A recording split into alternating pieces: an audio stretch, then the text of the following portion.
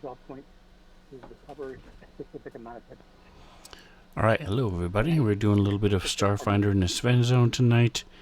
Changing things up a bit. We are going to be doing, for a couple months now, we're going to be doing a little side adventures with pre-made characters. Not a whole lot of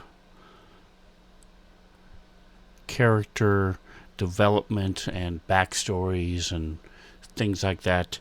It's more of a, here's your scenario, fix it.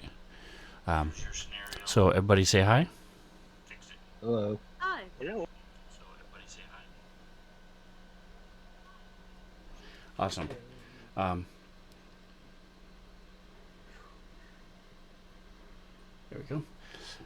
Alright, so everybody has...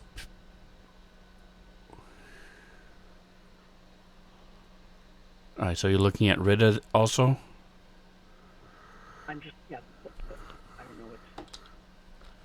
So, I'm going to open them up and look at them. those two are Basically, are career ones. Serena. Because Serena is a operative and she is a Solarian. Right. And these two are the two halves of her. Grade them up. Atomic Hero Squad in the house. Welcome, welcome. He says, Happy Sunday. Because of the ratio that Nico would be created between more of helping people, hiding from the action and helping. That's my impression.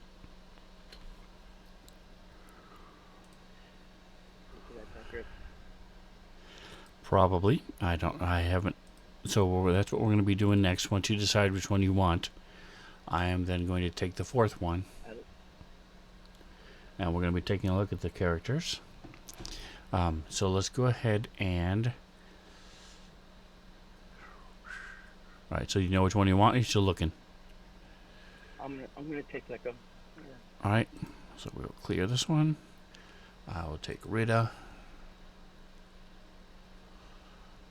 Alrighty.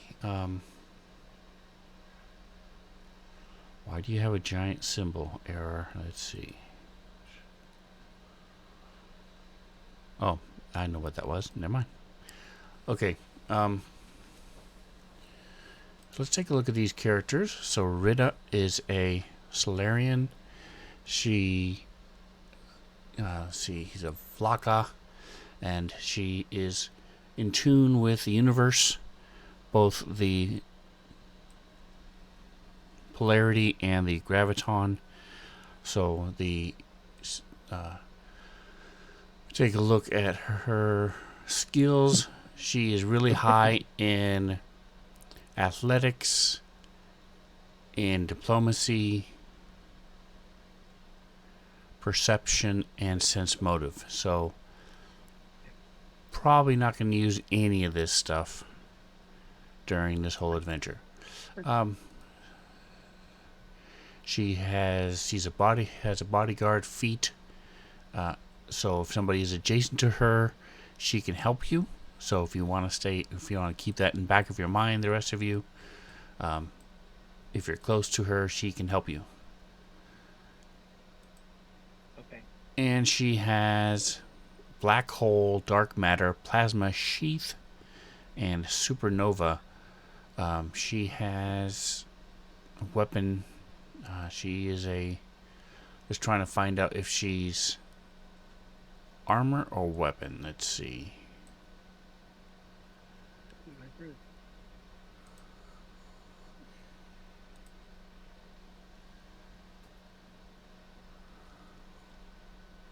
Let's take a look at her actions page. Alright, inventory when we get there. So serum of healing, and pistol.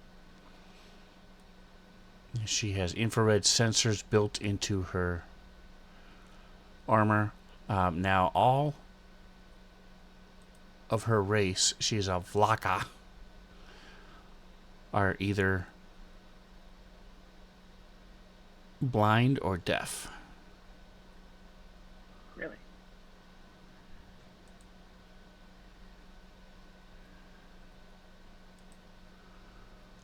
Talking about error right now? I'm talking about Rita. Rita. Okay. She's a Vlaka. When you're, I'm looking to see if it says which one she is.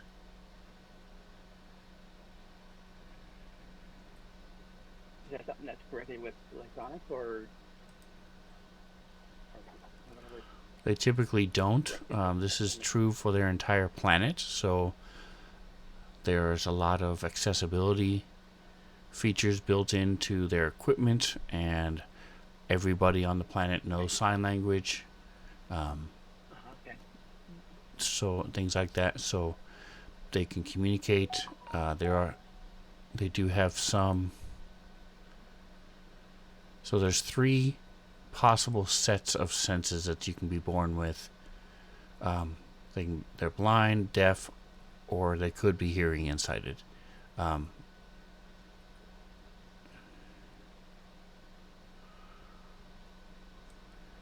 so let me take a look and see. It should say on the front page. Senses are blank. That's awesome. So I guess they didn't choose. I will say, in my languages page, I have Vlakin signed, so I would assume that she's deaf. So we're going to put blind sense because they have blind sense if they're deaf. Blind sight sense. Blind sight. 30 feet. So she can smell you. She can smell you coming. Oh, lovely. She also has low light vision.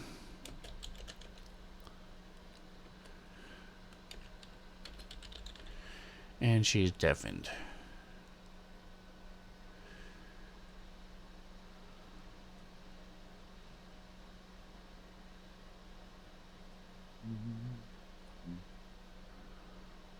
Alright. Anyway, so that's her. Let's go to her actions.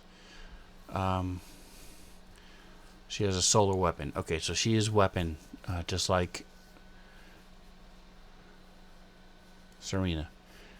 So her Solarian trait manifests as a weapon, not armor. Okay, cool. So black hole, supernova, plasma sheath.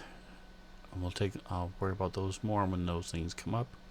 Let me add her to the combat tracker.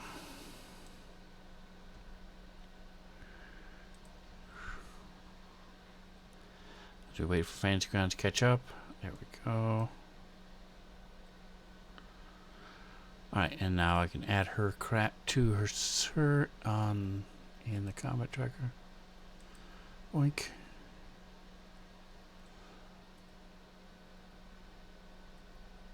Effects.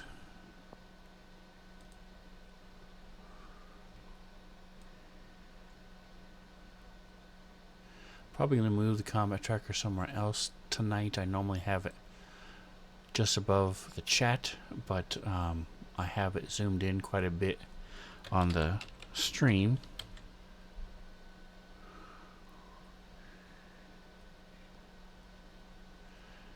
Deafened. Boink. There we go.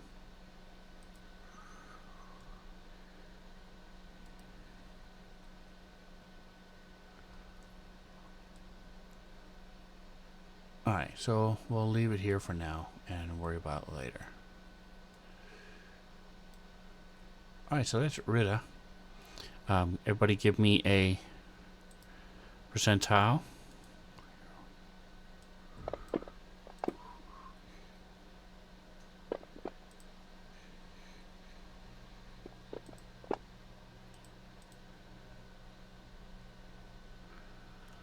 Alright, so we're going to start with Chalks. So Chalks is being played by Bobby. Hey. Let me drop this onto Rita. See if that works.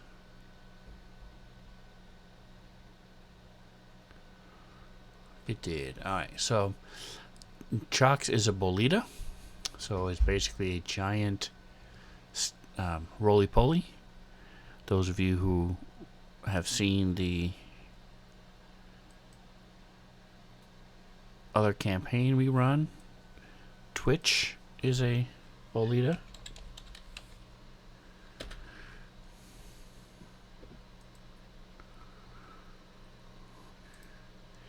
Here is a picture.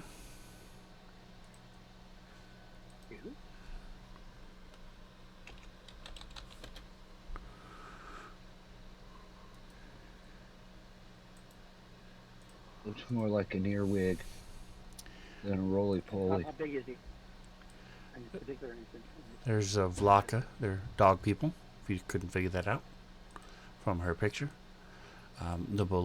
He, in particular, let's take a look at his notes real quick. They don't have it filled out, but he's typically about 7 feet long. For those of you who want to and care, you can, if you look at your notes page, it's got a big background and stuff.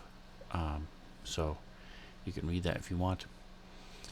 So he is a soldier, and let's take a look at his skills. So Bobby, what are the highest, the 3 or 4 highest skills you have?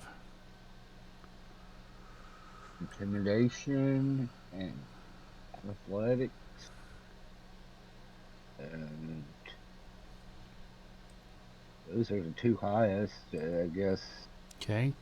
Yeah, as a soldier, you don't get a whole lot of skills, and Perception would be the his first. intelligence is 10, so he's not getting any bonuses every level anyway. So, yeah. All right. So looking at your abilities, he's got cleave, opening volley, quick draw, and step up.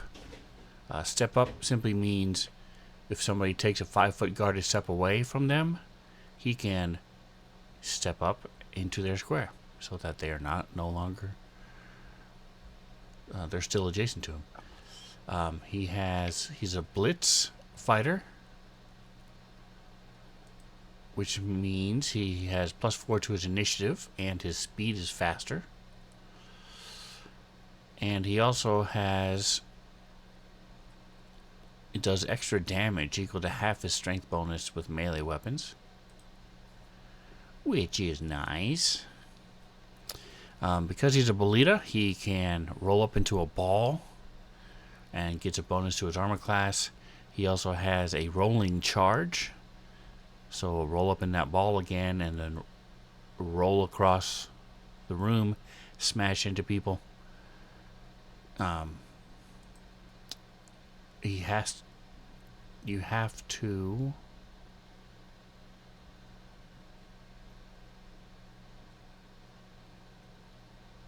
it says it's like a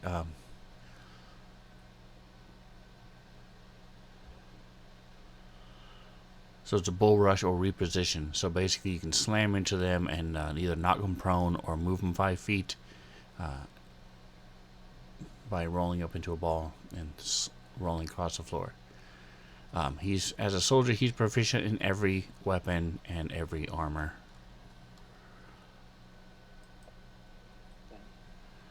All right. So look at your inventory. What kind of weapons do you have? That's a dart rifle, a curved blade, and sticky bomb grenade. Okay. Yep, carbon steel curved blade, very nice. Cool. All right, and so looking at the actions, very nice, very simple. You've got the defensive ball of the fire affinity. Oops, we got to add you to the combat tracker. Close. I did notice that the grenade doesn't have any damage in the damage. They don't. It's a sticky bomb grenade. Okay. They explode into this. If you think of the cans of, I forget what it's called, the stuff that you put around your windowsill, or foam Okay. insulation too. That works too. So Yeah, I you was spray it thinking like you throw it at something that and it sticks. hardens. Yep. So it explodes into this white mess, and then it hardens. In theory, grabbing them and locking them down, but it does not do any damage. And then, so there you go. You're now on a thing. You'll put your fire affinity on there. If you go into a defensive ball, you'll just click that. It gives you +5 to your armor class. Where's that at? Okay, that's on your actions page under racial abilities.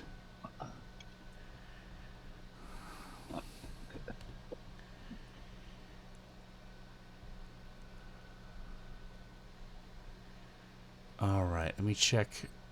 It's here.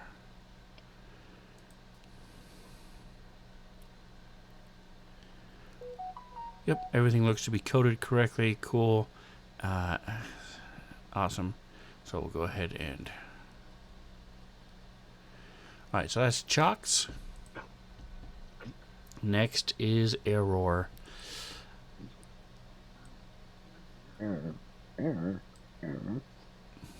Alright, so let's open up Error.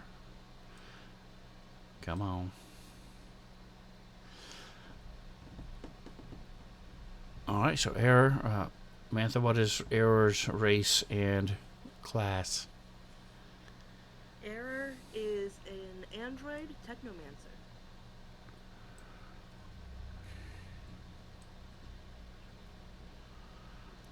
I'm doing it to the wrong person. That's why.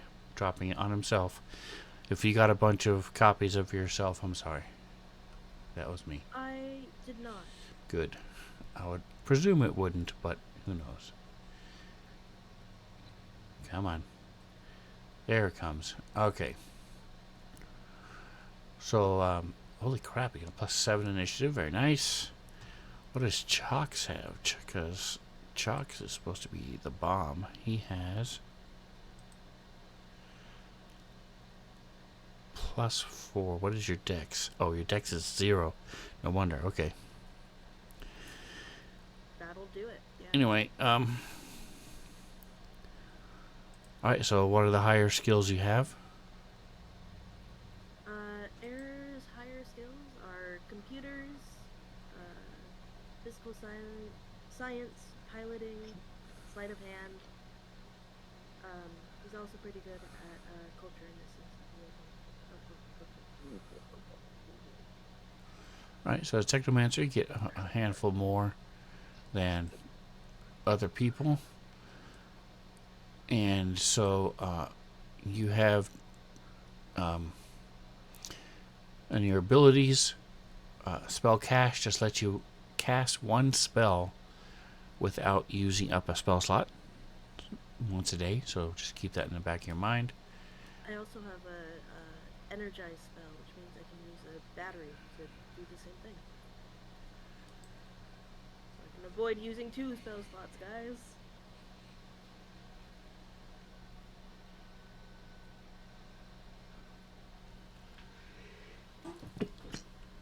Alright, actually you can do the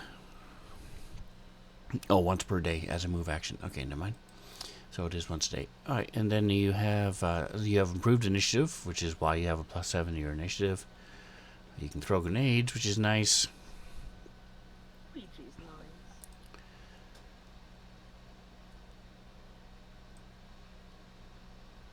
Your DC is a little higher.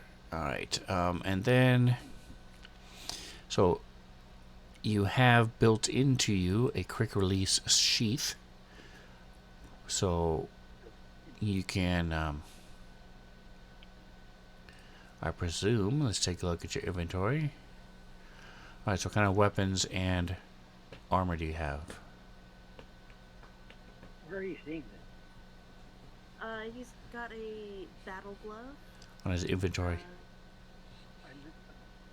He has some screamer grenades, semi-auto pistol, and then he's wearing a Loshinta. Alright, so your semi-auto pistol, is what's in your quick sheath. Your battle glove is just built into you. Looking to make sure this is coded correctly because we had one in another campaign that was coded incorrectly.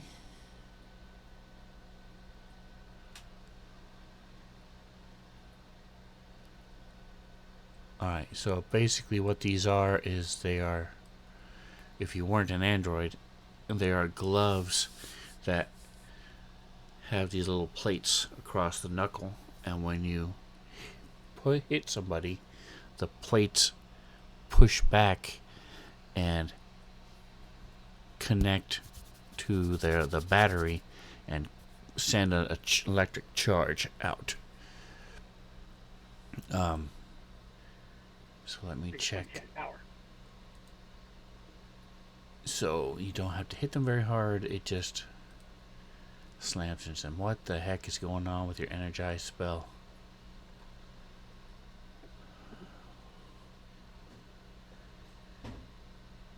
Alright, let me take a look at something real quick. If you're looking at the actions page, that's because I'm going in and coding abilities and stuff.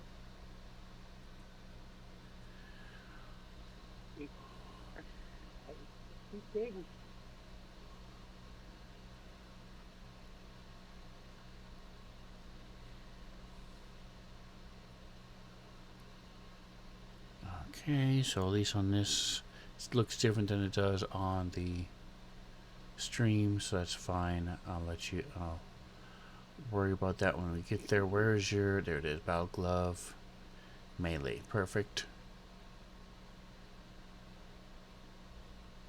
1d4 plus 4, 1d6 plus 2, okay, perfect.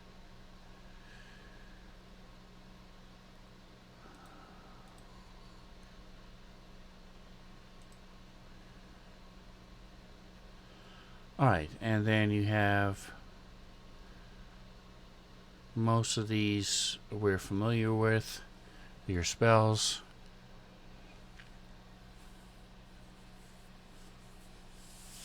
Okay, let me fix your spell casting abilities. Spells.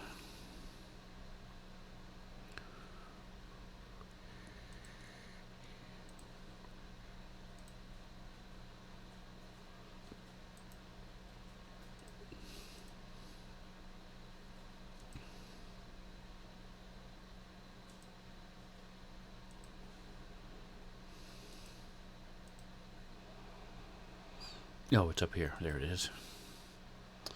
There we go. Alright, so now you're fixed.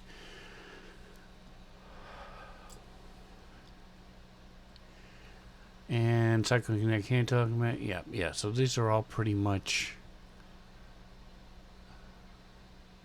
standard spells. Cost of conversion is pretty cool.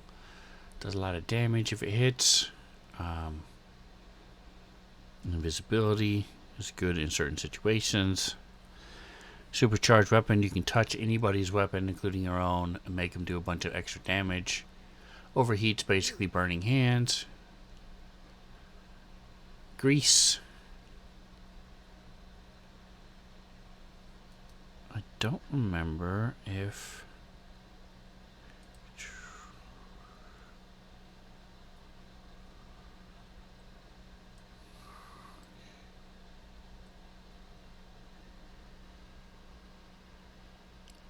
Alright, so it doesn't look like the Starfinder version is flammable.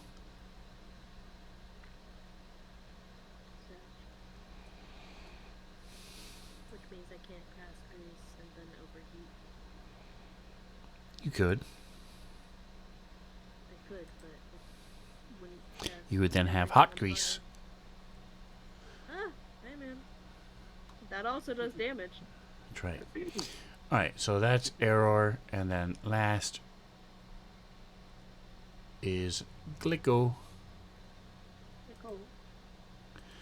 So Glicko is an operative, also known as the skill monkey.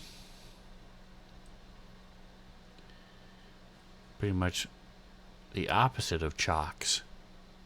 in that Chalks runs up and punches people, whereas Glicko but can't do a whole lot outside of combat besides lift things and jump far, do exercises. But Glicko is a Raxolite, so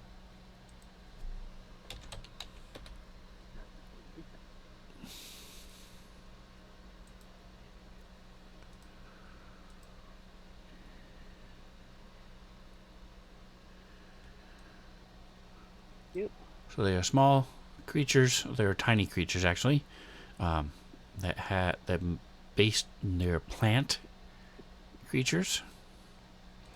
What is going on with Glicko? There we go.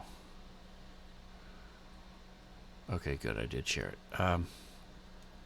So they come from plants. They're sentient plants. They're normally tiny, and as Mantha mentioned earlier, I normally don't allow Raxolites or any tiny creatures, just like I normally don't allow large creatures, because for a couple different reasons. Mainly being, there is no way in Starfinder to accommodate for their size. So if you had a creature the size of a Barbie doll, which is what these Raxolites are, if you'll notice, her speed is 50. So Glicko is supposed to be able to run 50 feet in 6 seconds, the size of a Barbie doll. Also, you can wear any normal armor. You can use any weapon that you find and just pick up and use. A battle glove. You can use a pistol. You can throw grenades just like anybody else. It doesn't make any sense. Right. But you still get all the bonuses for being tiny. So that's the main reason. So you have all of the bonuses and none of them negatives for being a tiny creature. And I just don't like it. So same thing with large creatures. Most of the things made are made for medium creatures, unless you are on that particular planet where they live. Then you'll have armor and chairs and doors and beds that are built for large creatures. There's like an awakened bear race that are large, or dragons that are large and that are playable races. Most ships are too small for these type of things to walk around in, to comfortably sit in, to fly the ship or work on their engine. Everything is too small. But yet Starfinder, unless you're squeezing, there is squeezing rules. So if you're trying to squeeze your way through a 5-foot corridor, you have a bunch of negatives. But other than that, there's very little to accommodate for large creatures. So everything either has to shift too large to accommodate this large character, or you just hand wave it. So again, say all that to say, and I apologize for my rant, but that's I get pushback sometimes for people who want to play these races. That's why. So the Raxolites do have these antenna, little grasping vine things that they can manipulate objects with. As you can see there in the picture, I'll show you another. Here's another picture of one. Fuck you.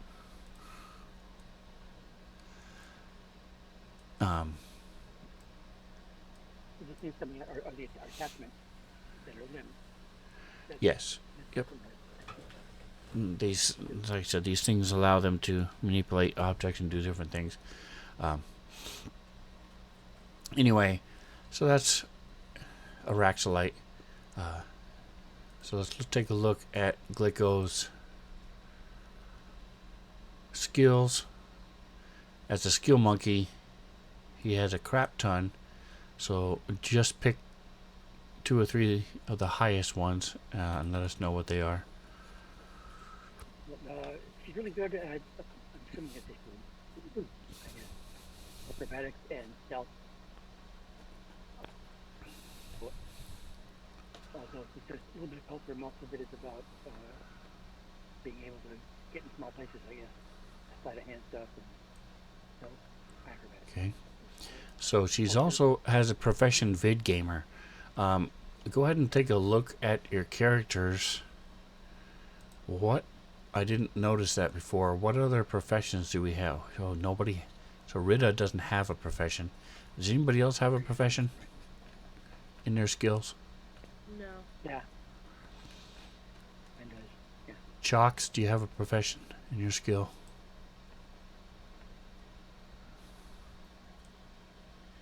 We cannot hear you if you're talking.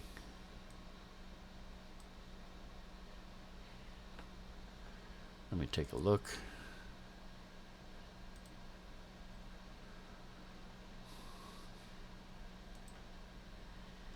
No, he does not. Okay. So that's actually going to come into play a lot. There we go. Now we can hear you. I'm sorry. So, Chalks does not have a profession either. But this vid gamer is actually going to help you a lot on this adventure. Alright, so going to abilities, your feats, you have improved sidestep, which means that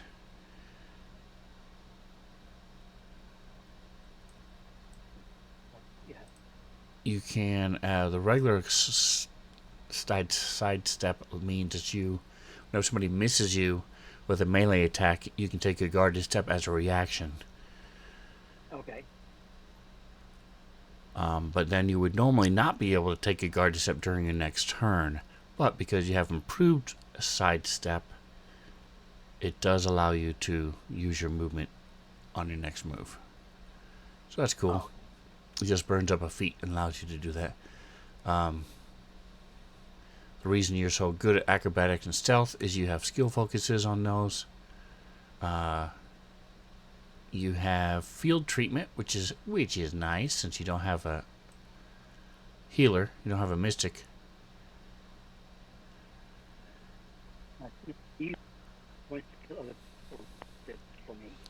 Nice. So you can heal yourself for 12 hit points by spending a resolve point, and tending your own wounds. And then you have, you are a ghost operative. That's one of the reasons your movement is so much, because you can, and your stealth is so high. So when you do a trick attack, your trick attack is going to be based on stealth.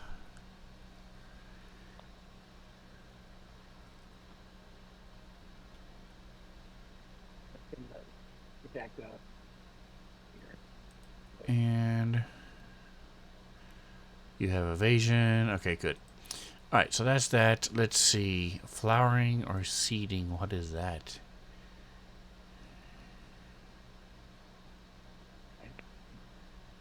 Oh, okay. So if you fall, you can use your flowers and your seeds and stuff to try to negate the falling damage. Like a dandelion. You just float down. Each time I fall. Like fall over.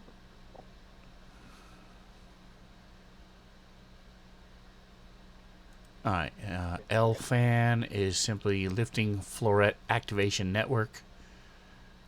So those are biotech augmentations. Okay, so those vines are actually biotech. I didn't realize that. Okay. So the things coming off of you are, it makes more sense looking at both of those pictures. Yeah. They're artificial prehensile vines attached to your brain system.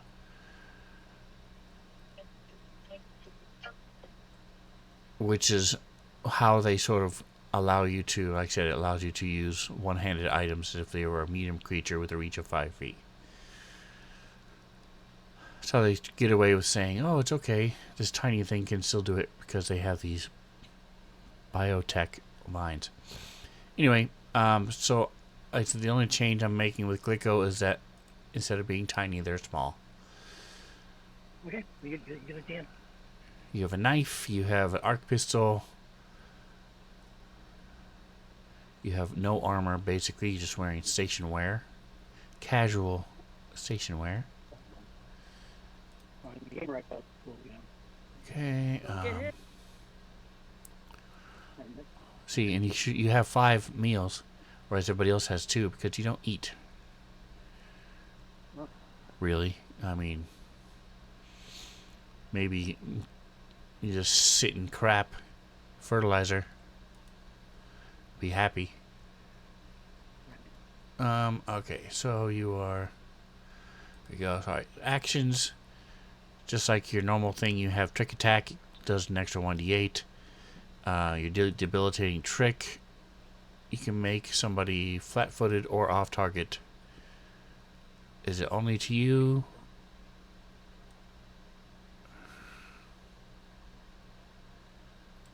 Nope, it is to everybody. So that's cool. Are they coded? That is a question. Let's see. They are. Excellent. Alright, so just like your normal thing, these are...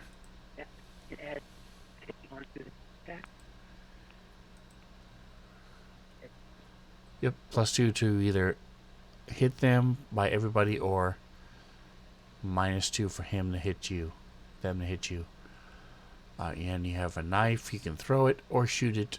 I mean, throw it or stab with it. And what is the range? Didn't know these could be thrown. 20 feet. Okay.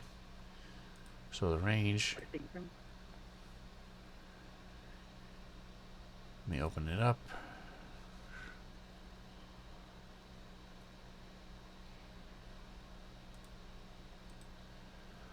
I don't know if I can do it from the player view, so let me switch over to the DM view.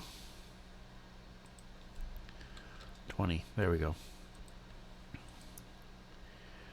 Alright, so any questions on... I just did a quick overview. We have Operative, we have Technomancer, we have Soldier, and we have whatever I am. Solarian, and a Solarian of another fighter. Any questions on your characters? Are you looking through your abilities and coming up with a blank stare because you don't know what it means?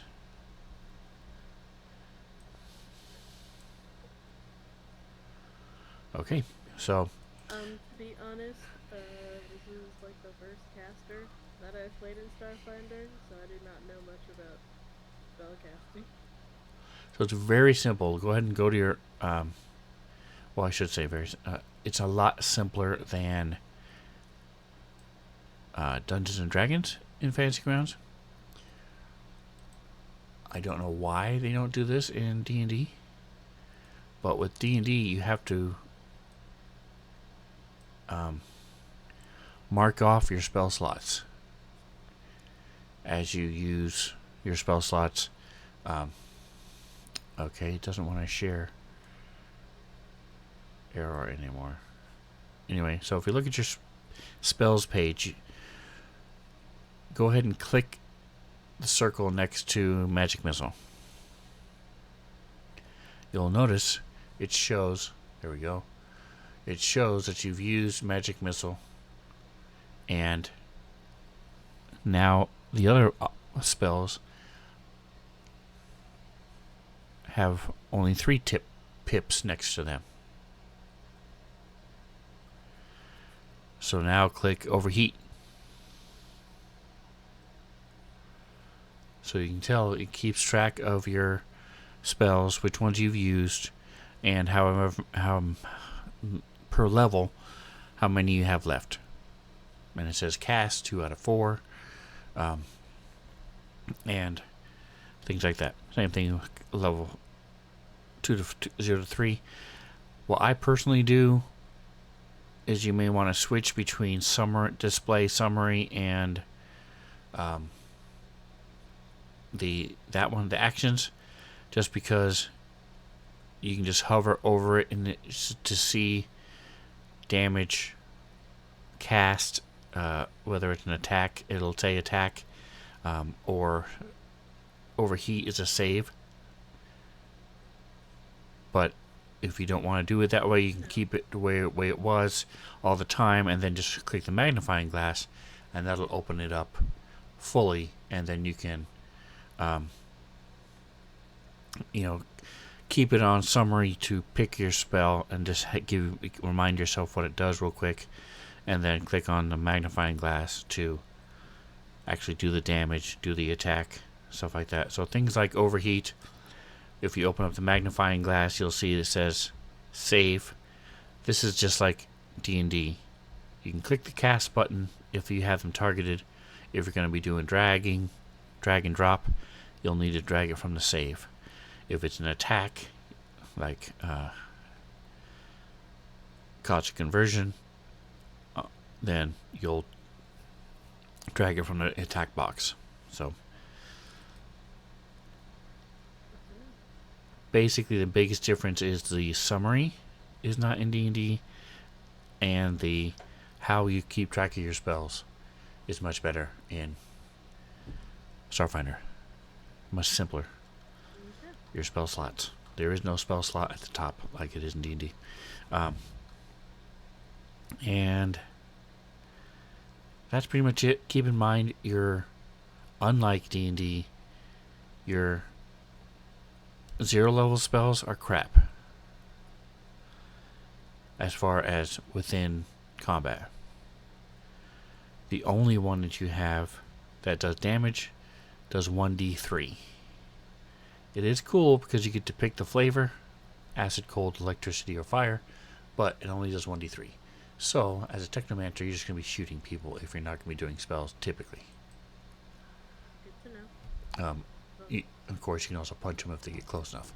Well, your pistol, for example, does 1d6 plus 2, so that's already the minimum you can do is the maximum you can do with the energy ray. Okay, anybody else have any questions?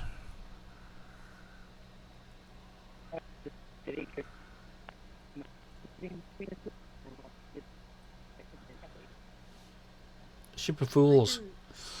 Welcome, Jingo. We could not understand anything you said, Reno.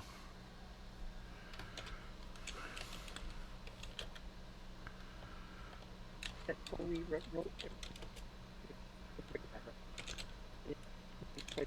Getting a track. Yeah.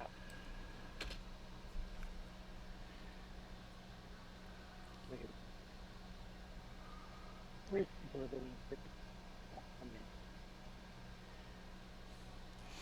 I'm sorry. I don't know what it is with your mic tonight, but I cannot hear you. It's like that joke from the speaker, the drive-through speaker. We just cannot. I cannot understand you.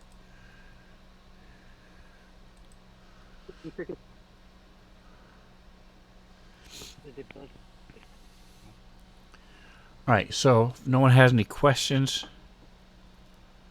Reno, if it's a question, maybe type it. That might work better for you. Let me drop down. Liquid impact, liquid magic splatter. I think I'm going to do the liquid impact. I like that a lot.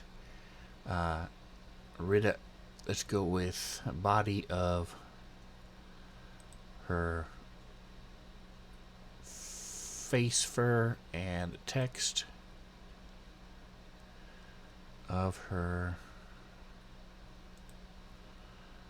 armor, her collar.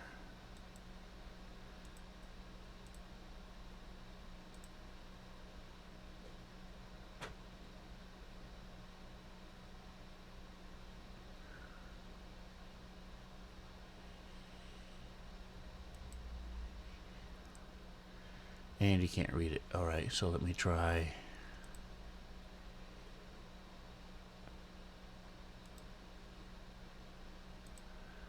Why is that so impossible to read? Holy shnikes, it's terrible.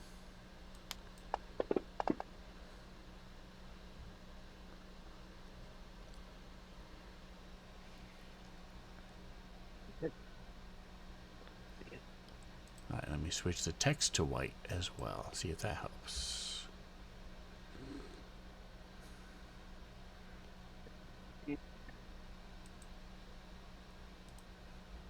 That's better.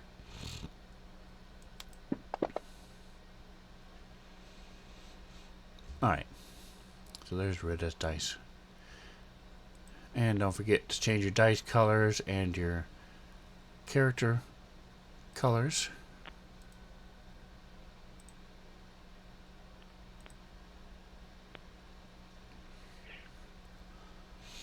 Alright, so let's go ahead and get things rolling here. You are brand new recruits that have just finished your Starfinder training.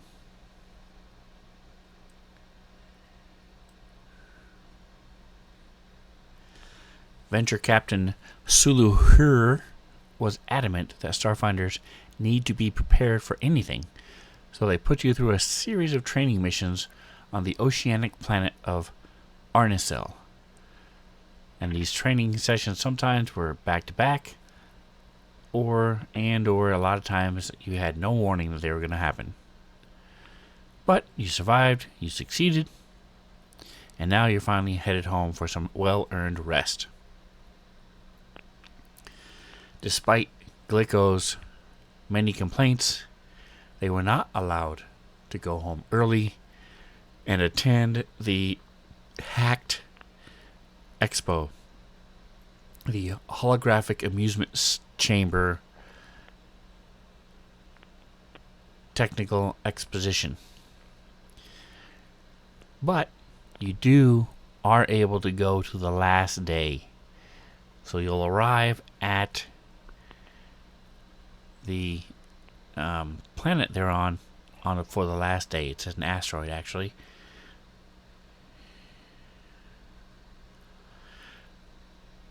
You missed several of the live announcements of some of the best holographic amusement chamber games that are coming out. However, there's still some time to try out some of the new game demos, maybe even score some last day deals on new tech while you're there. Okay.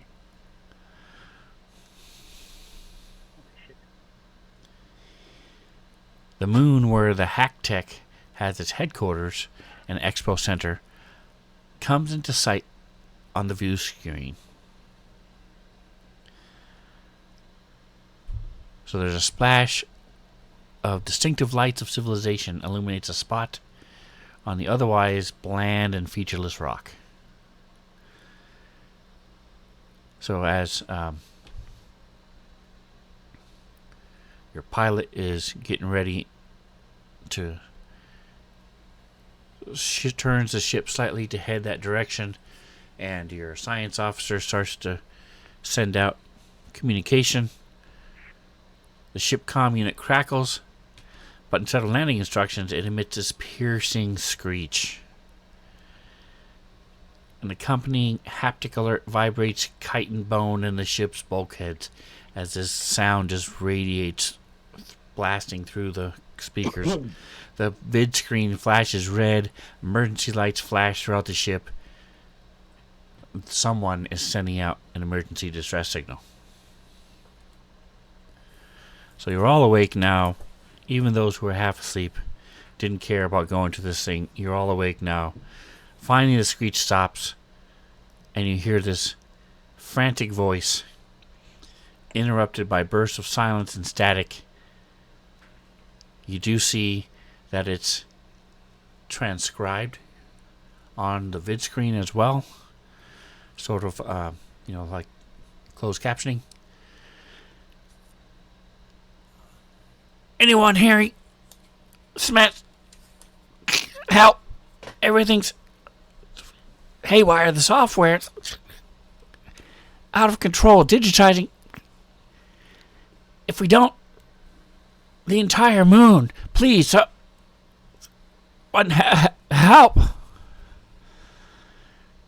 At first, it seems like this is just another training exercise. You guys have been going through this over and over. But then, science officer scans and you realize this really is a valid, legitimate signal, and it's coming from the Hacked Expo. The HACT Expo. Alright, so you are still you're still, like I said, you're brand new to the Starfinder Society. What is your first thought? Let's start with Chalks, the Bolita soldier. Do you have any initial thoughts on what you want to do and how you want to react? No, I don't.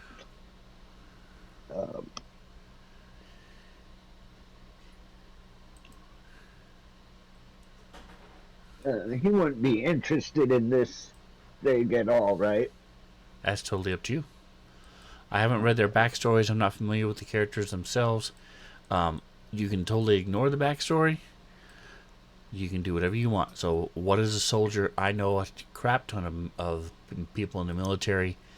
I would say 80% of them are into video games, and some of them are just insane about video games. So, it's really up to you how you want to play it, though. Oh God.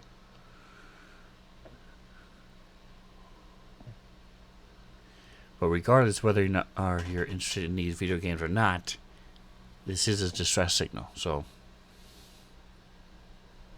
Yeah. We gotta go help. Gotta go help. Most definitely. all right, Error, do you have any thoughts? Yeah, Well, Error is probably the one that is piloting the ship, but, he kind of wants to,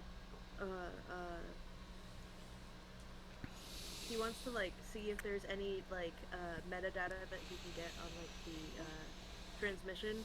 Like, if it's live, it's been going out for a while, if there's something that's, like, actively, like, trying to keep it from getting out or something. If that makes sense. Like, trying to figure out a little bit more about, like, the context of this signal. Okay. And Glicko, what are your initial thoughts? Because initial thoughts are very much he wants to go help. Overly enthusiastic. Let's go help. Let's go help him. On the plus side, we were going here anyway. He's asking for attitude, though. I think. All right. So go ahead and give me a computer check, Error. I don't even have the Can I help? The Tower. Yeah. I don't have a tower for this. That out I 'cause turn that just off. Moved like all my windows, and I'm like, "Where's the tower?" So just go ahead and roll your computer check. Everybody will know how well you did. All right, and so you guys are level 4. So for level 4, your easy skill check is going to be 16. A challenging skill check is going to be 21, and a difficult skill check is going to be 26. So just keep that in mind. With a 28, of course, you also have stuff that's built into the scenario. But so with a 28, you are able to find out this is a legitimate signal, and it's coming from somewhere within the Hacked Expo. It is not their normal means of communication from the like the air traffic controller or whatever they would call it on a moon. It's not coming from the normal communications array. This is something that's coming from within the expo itself, and it looks sort of jury-rigged because it doesn't have the normal signatures and things, underlying code that comes from using commercial communication devices. Can he tell if it's live or if it's being like looped out to Memories. just active? The words are not being looped. The general distress is looped. It's like a normal distress call would be. Similar to an Amber Alert, where it periodically sends out this pulse. That's what the flashing red lights and stuff were, but the words aren't. All right, so a couple of the options you have here. Does anybody care about trying to contact the Starfinder Society? Oh damn, maybe we should do. You can also try to contact the moon itself. You can also try to examine the moon itself using the vid screen or the sensors. You can also look around and see if there are any other ships around. Does anybody want to do any of those things, or are we just going to go fly up and park?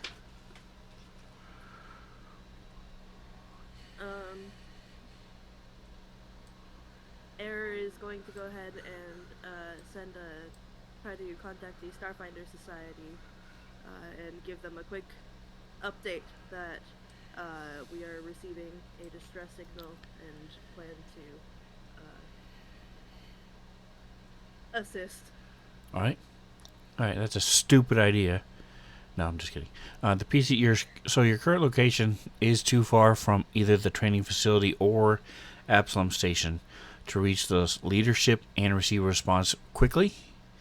You do know that it's probably going to take days for a message to get to either one. But you did spend a week learning how to approach these atypical situations.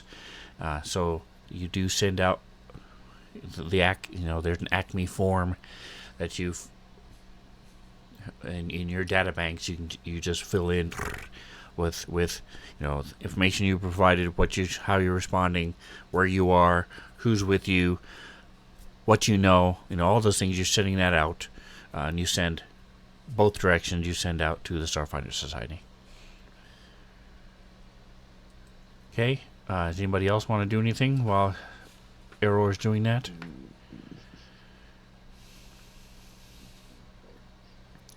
Does Arrow have a data jack augmentation? I don't know. I don't think so. No, there's no augments. Okay. So you see their hands just moving quickly as he's typing this out. Or he might be doing speech to text, sending it in speaking in O's and ones. Gosh, I think that would be less efficient than just typing it out.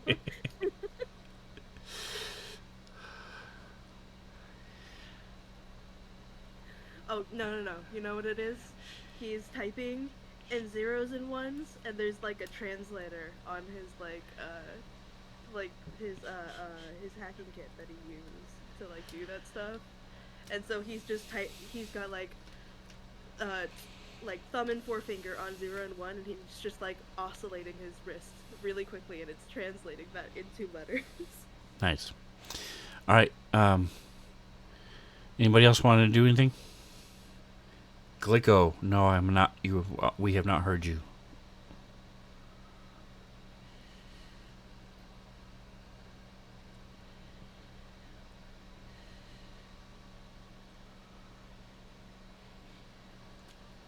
That's right, Atomic. New recruit hype. Woot woot. Luckily, they're not brand new. They're not level 1s. They are sort of like veterans who've decided to join the Starfinder in search of the stars and answers.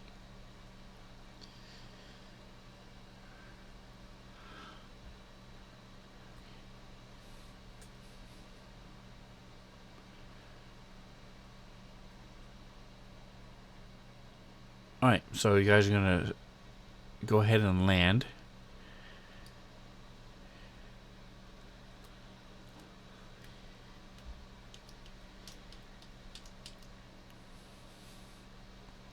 Alright, so I have paused long enough to see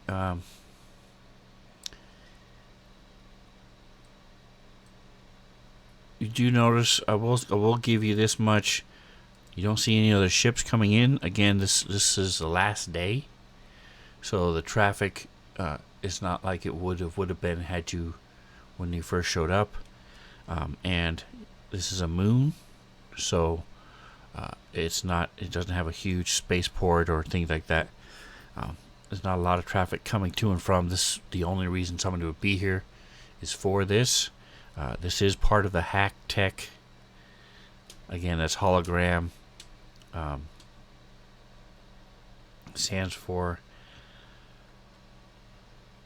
holographic amusement chamber. Tech is the name of the company that's running this.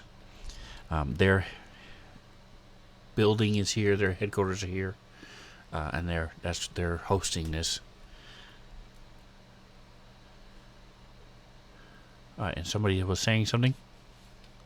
It was the one that the Glicko's involved with. There we go. Now I can hear. Yes, so Glicko is a vid gamer.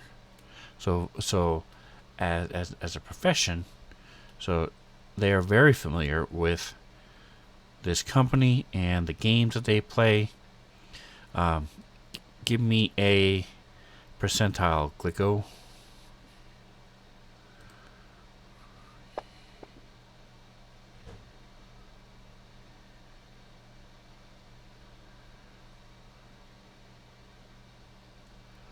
Alright, so 53. So you would have at least mentioned Call to Honor, which is basically like Call of Duty, except the difference is it's a first-person shooter, and you are typically fighting the Swarm.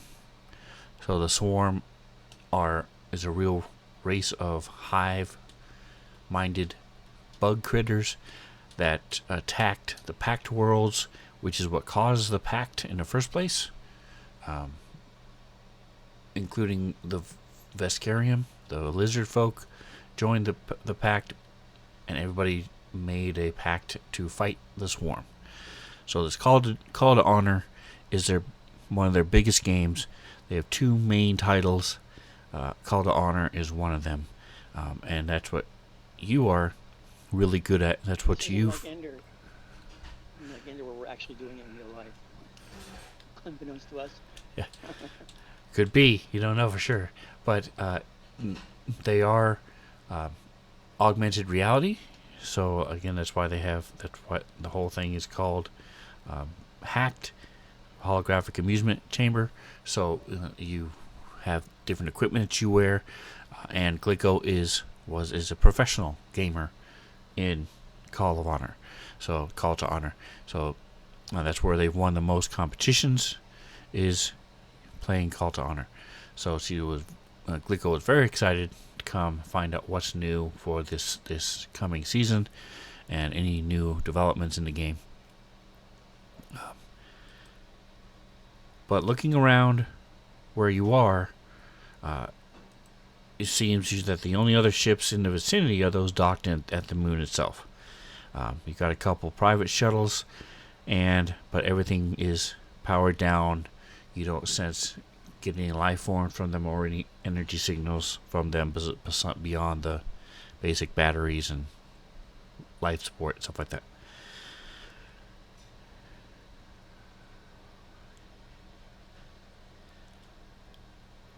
So as you're starting to get closer, you see that there are all these digitized asteroids that shouldn't be there. And they're coming across it. They hit each other. They burst into this bunch of pixelated colors. You see jagged patches of digitized terrain appear as pits of lava or rivers of bubbling liquid that's all this weird and bizarre colors, and then it'll all of a sudden stop. Or it'll start, flow for a little while, and then end in nothing. Also, as you're getting closer, you have this initially starts off as static, and then high energy techno pop starts coming through your speakers, and then the simulated pipe organ, along with this strange laugh that fills all of your comm frequencies, cutting in and out, and then stops. It's cool with the techno pop, but the laugh is no bueno. And as Glico is scanning the moon with the sensors, you're getting the sensors are just going nuts. Sometimes it's fine. Sometimes the moon doesn't even exist on the sensors. Again, sometimes there's lava. Sometimes it's just radiation. So it's just clear that the sensors aren't going to be helping you at all. So you're going to have to be flying blind. I'm not blind, but flying through the use of the vid screen. The sensors aren't going to help you. Normally they would have like a automated computer program that would guide you where exactly to land. That's not going to help you out right now. All right, so as you get coming into the last couple hundred yards, these asteroids are flying around. You see them smash into the surface of the moon, and again, all pixelated. You see some that aren't moving at all; they're just sort of spinning, and then they'll flicker out of existence. But they're too perfectly crafted to be real. So any asteroids this close to the moon ought to fall to the surface instead of running around and zipping around like they are. All of a sudden, the ship jolts and shakes as one of these slam into the starboard weapons turret. Proximity alerts start going off. So as weird as these are, these asteroids do seem solid. So, Well, that's good to know. you guys get to do two things. Everybody gets to choose two things that they can do. Nope, I lied, because we do have 4 players. So you're going to have one, you can each do one thing as you're coming in to land. And these are your choices. Where's my note? Here's my note. Click. Pubic. Click, come on. Oh, unlock it. There we go. Now it's pubic. Alright, here you go. So these are your choices. You can do the same one as somebody else. If you just don't, there's nothing there you want to do, you can always help somebody. So your choices there are dodge the asteroids with a piloting check. You can shoot the asteroids with a it would basically be your base attack bonus and your piloting and your dex or your dex. You can plot a safe course by using a perception. You can try to push the engines and make the ship go faster with an engineering check, or you can help somebody. So let's go ahead and just give me initiative. So this doesn't really count for real initiative. We're just determining who's going to go first and in what order. Go to Rita with his +0 to her initiative. That's a -4. Oh, so 'cause she's deafened. the deafened is causing things that wouldn't react. So never mind. I'm going to take that off of her Maybe just change it to deaf. because she doesn't. It specifically says she doesn't have these negatives to these different things. So we're going to go ahead and just re-roll initiative. Ooh. I have a +7 to my initiative, and I got the lowest roll out of it. 16, not too shabby. Alright, so Glico, looking at the list, what would you like to do? Just gonna pilot a safe course. Alright, so go ahead and give me a roll. Plot a safe course. That is a perception check.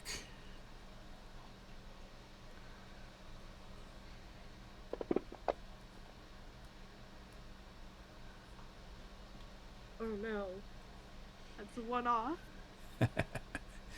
All right. So you are able to come really close. You only get hit once. And let's go with Rita. Rita is going to. Rita has skills. I think she's going to help with this perception check. What else have we got? Athletics. Yeah, she can't do anything else with that. She can't talk to them using her diplomacy. Nor can she tell if they're lying with her sense of motive. So, perception it is.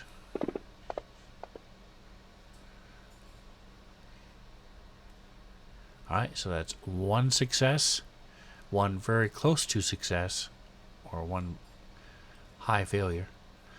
Chalks. I was going to shoot the things apart with the ship's weapons. Absolutely. Alright, so let me take a look here and see.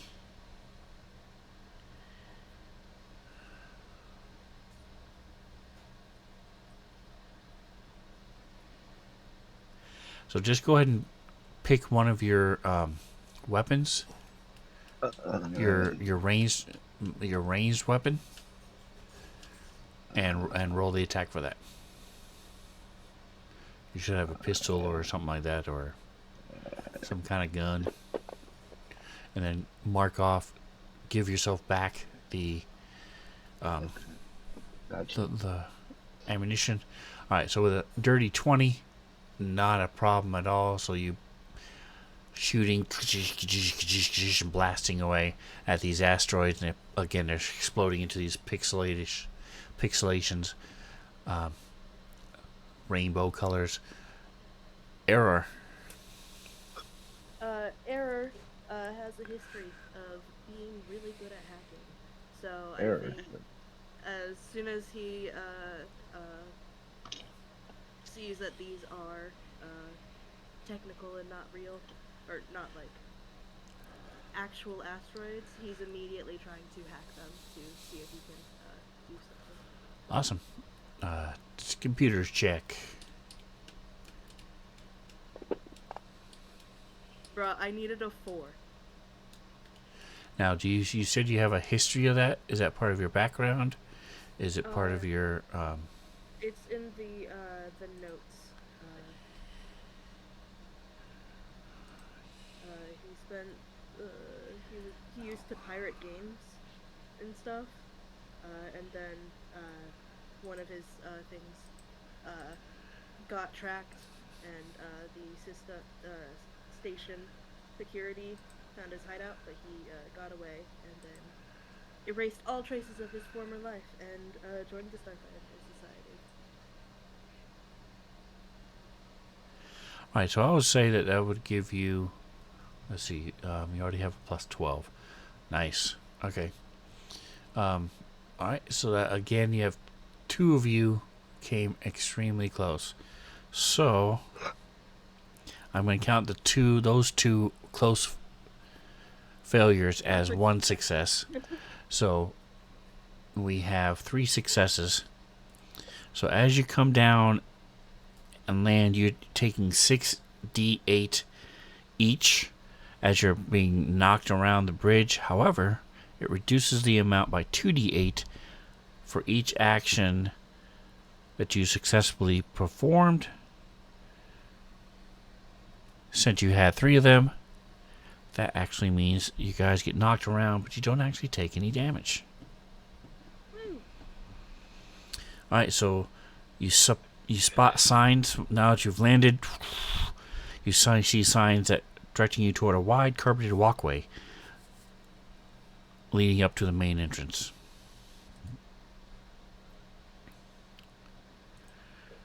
So this is a relatively small compared to some of the competitions that Gilco has been in.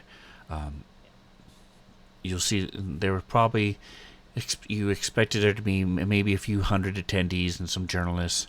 The space itself is a large hall that's divided into several different areas with partitions, stanchions, stuff like that. let me go ahead and share the map. Now zoom in, set you up. Bloop.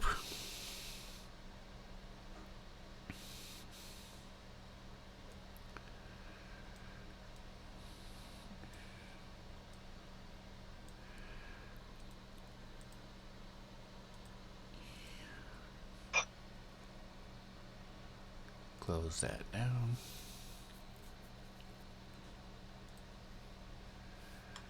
Alright, so before you stands a long hall ending in several doors. The tokens are unlocked.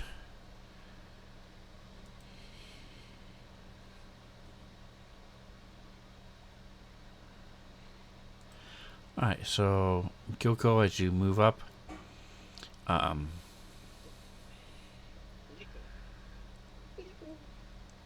on just a second here. Like I said, this one is a little bit better organized than a lot of the other bigger campaigns are. Yeah. But once again, here's something that I missed reading through it. Okay, so just checking through that. Alright, so there's a dim flickering lights going down the walkway to the expo hall. You see that there are vid screens lining the hall. They seem to be working just fine. Each one has advertisements for different products, clips of animated action scenes from the Champion Squad, which is a comic book series that they've made into a video game.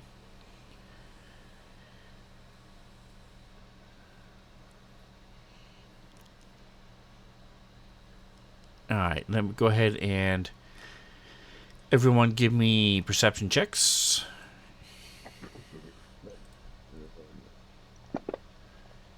Let me open up Rita. Alright, I'm going to drop her perception into a hotkey so I don't have to keep opening this up.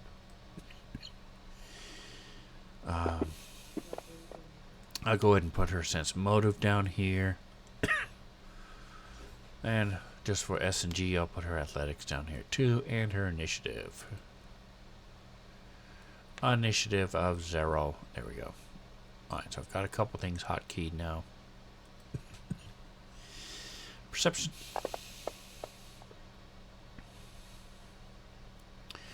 Alright, so Gilko and Chox. As you're walking along, you realize that as you watch, well, are you walking along? Yeah. Okay.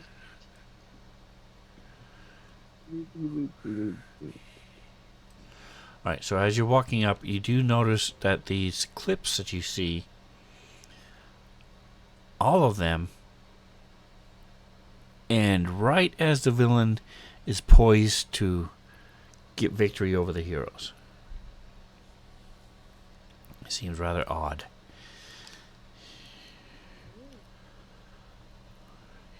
I would notice that, then I point that out to people. Okay?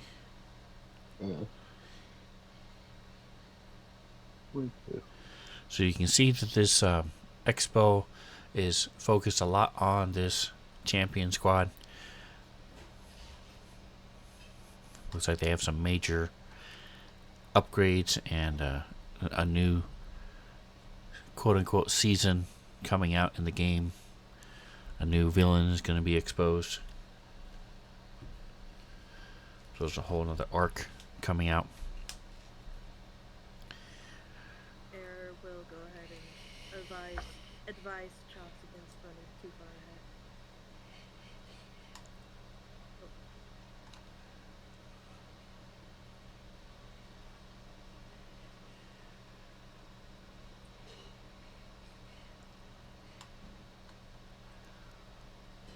All right. So again, So how do you word what you say? The video games are showing the wrong things, or the suspicious. so you have different clips from the video game. The Champion Squad again. You're playing. You play as heroes, similar to City of Heroes, the game I love so much, and you're fighting and things, and in this particular one,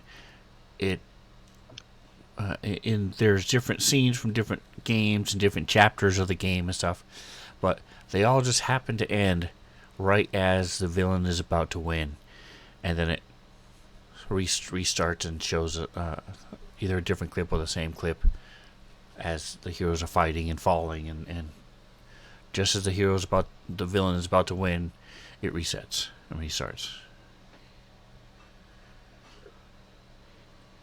Let me clear out the initiative. Don't want you guys to get freaked out. There you go.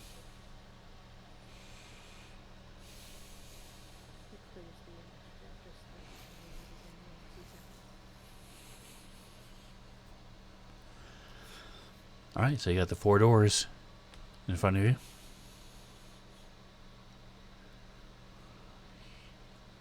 I will say for anybody watching, calling it a night. Alright, good night. Atomic, thanks for stopping by. I'll talk to you in the morning. I will say this is I want to say it's free. I honestly don't remember. It was made for the free expo. And the free RPG day. It might be a couple bucks just because of all the work that was put into it, making it into Fantasy Grounds. I will say this is one of the best modules I've seen for Starfinder. Besides the map, how they did the line of sight, all the lighting, all the stuff that you see on here, I didn't have to do anything. This is all done. You'll notice Gilco was right at the edge of the light coming from these displays, stuff like that. Little subtle things like that. They did a really good job. All the characters, I didn't do anything to, because most of them were, I wasn't sure who was going to be here and which ones we were going to be using, but skimming through them, most of them are already coded and stuff. So if you run Starfinder, this is called Starfinder. I mean the Starfinder 4 versus the Hardlight Harlequin. I'm making it a little hard to read the top there. Let me move these down. So check it out. It's available on the Forge. If it's not, it's on DM's Guild, but I'm pretty sure it's on the Forge. It's worth whatever few bucks is they're charging you for it. Alright, so Rita is not going to let Gilco go by himself. He'll be just behind it. And Gilco, as you get there,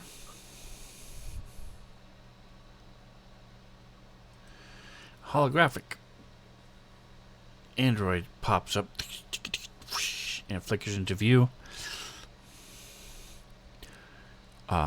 As they're talking, the words also appear, again, sort of like subtitles. And it says, "Welcome to the Hacked Expo. Registration and will call are just ahead. If you've pre-registered, you'll find the expo hall to your right, and you..." As it dissolves and there's a screech of static, the image flickers and scrambles. The light resolves back into a different figure. It's a male gnome wearing a jester's outfit, complete with a belled hat. Has an enormous pair of scissors. Well, you won't stop me this time, Champion Squad. I'm gonna create the greatest game the galaxy has ever seen, and everyone will know the Hardlight Harlequin created it. As he laughs, this is what you see. Is that perhaps the same laugh that we heard over the comms? It is, except this keeps getting louder and louder and louder. Rita is not affected, but as this thing keeps getting higher and higher and louder and louder, the you guys put your hands over your ears as this thing starts to do damage to you. So let's see. I need a Fortitude DC 15 Everybody? from everybody. Rip.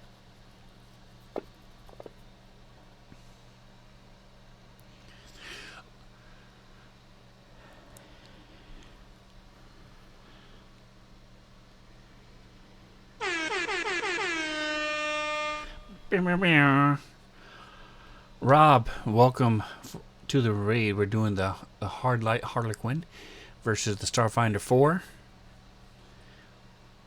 They've just walked into the main expo hall, and the Harlequin appeared and is now blasting the crap out of their ears with his insane laughter. Sup, nerds. Welcome, Drake Takes. Drake. Bam, that's right. So let's see. So they only Glico saved, and Rita automatically saves. So it's 4d6 Sonic.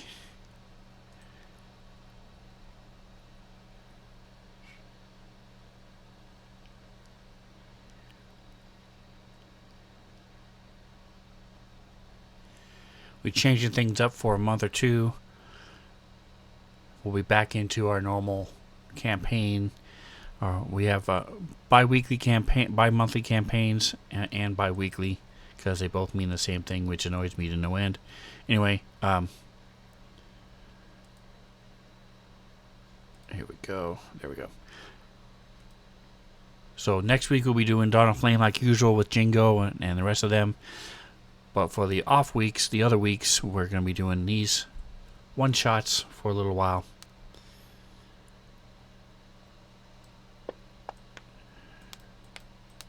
$4d6 of damage as this laughter just builds to a cacophony, and underneath these underlying sonic vibrations come through, and you all take 18 damage except for Glico takes and Rita, who take 9. 9.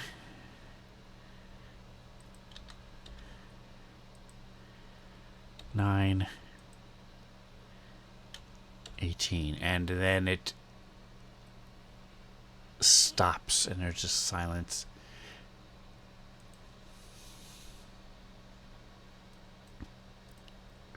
Is there a good keyboard or something, or something I can fiddle with to see if I can keep that from happening? Some sort of console or something?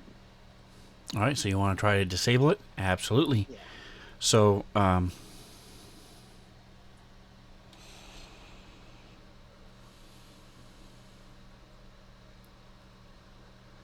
I would need a culture or profession check.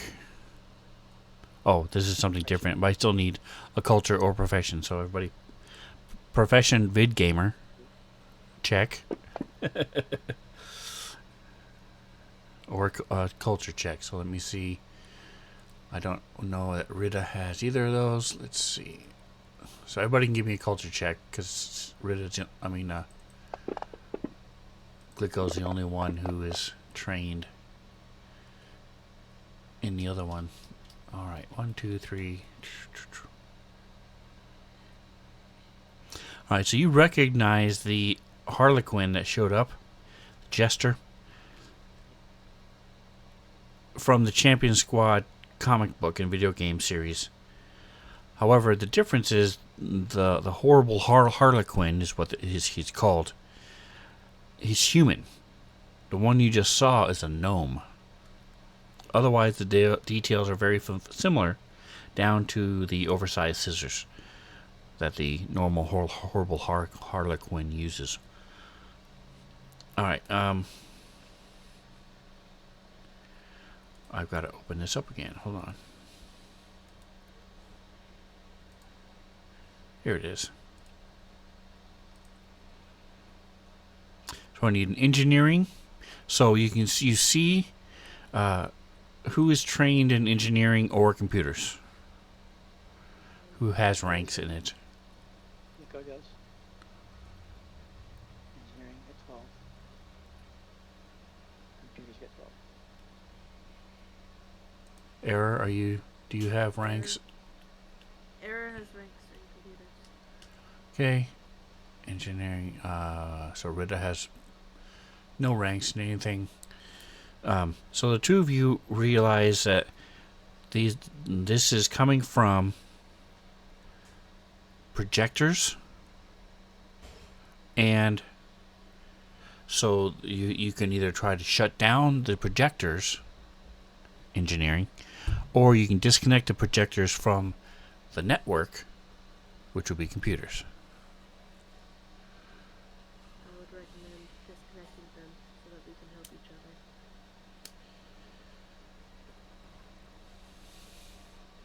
So You again, you can also each have do a- your own thing.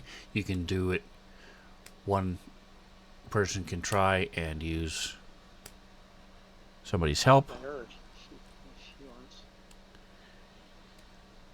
Okay. So go ahead and give me what is your total ranks, Glico, and there it is. Perfect. All right. So you do get +2 in your computer's check. Error. Okay.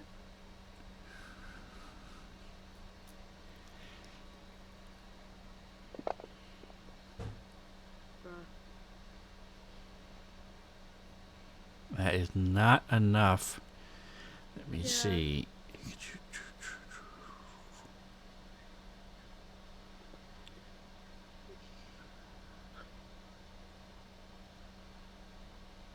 All right, so do you want to switch places?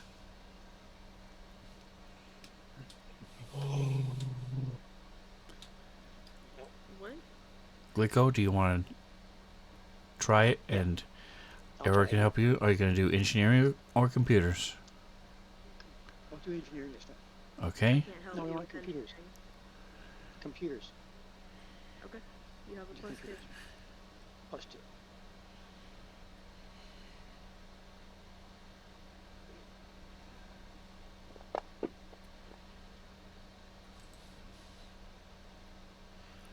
All right, so that is exactly what you needed.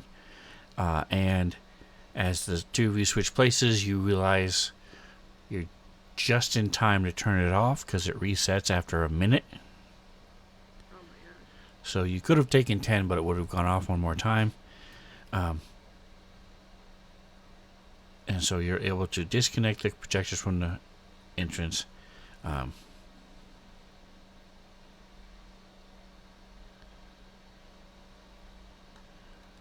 Excellent.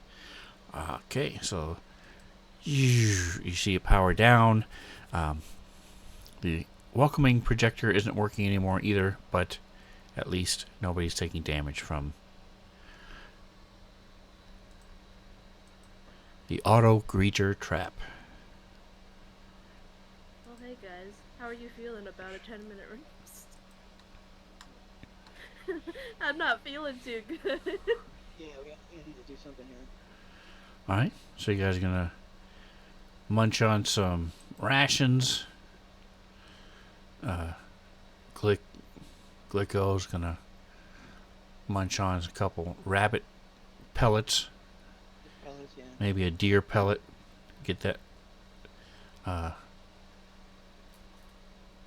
something I can do to heal with my heal treatment thing. So if you look at your, well, you're not hurt, so no, you can't use that, because that only does hit points. Right. But if you look at your main page, you'll see how many RP you have. Resolve points. Most of you are not going to have a whole lot. So let's take a look at the combat tracker. Also tells you, yeah, 5, 6, 6. I have the least in 4. So if you do want to take a short rest and get your stamina back, you can. Get 6. Error has the least. So Jared just used one. he had all but Everybody- 2. he had all but 2 of it gone, so it would make sense for him to use up one of his RPs Right. to do so. Chalks still has half of his RP left, stamina.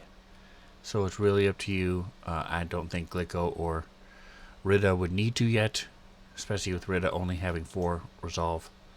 So he's not going to do it. Chalks, okay, so you already went and used up yours, no problem. Alright, so go ahead and so Rita signs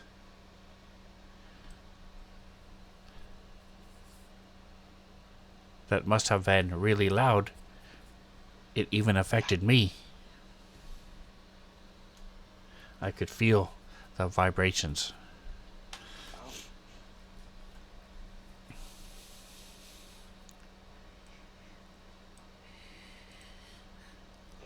And I think actually what I'm going to do is I'm going to go ahead and give her I am going to give her a fortitude save.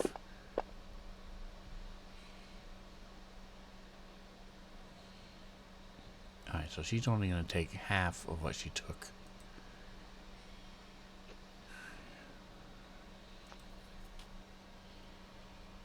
She is rather fortuitous. Or at least with a good roll, 14. Alright. So, if no one else is, she'll walk up and open the door. Oh, there's 4 individual doors. It's a conference hall. Haven't you ever been to? The theater has 6 doors. Oh, there are 2 double doors next to each other. Okay.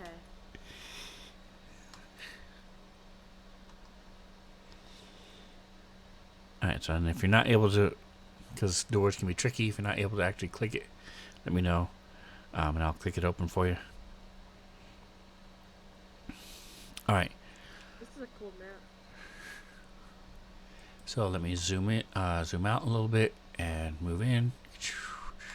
So you see the big glass windows to your left, to the west, on this map at least. There's a queue in a little maze where you walk up to the main desk there, immediately in front of you. Alright, let me close down some of these windows I have. My asteroid window, character window, entrance window. Okay, here we go. Notes window. Holy Nikes. Alright. Registration. Here we are. Alright, so this is where you would normally pick up your badges or go over to the side and get your pre-registered badges.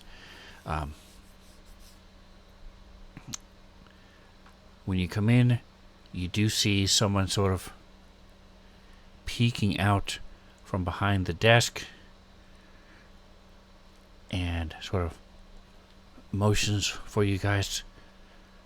You notice that it's looks like some sort of shearing.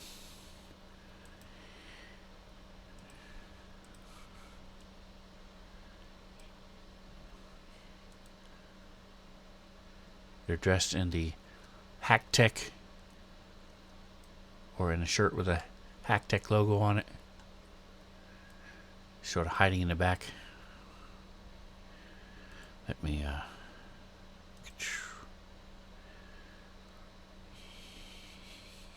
here we go. So they sort of motion for you to come over, and she's sort of ducking up, just peeking up. She knows to hear the trap go off clearly.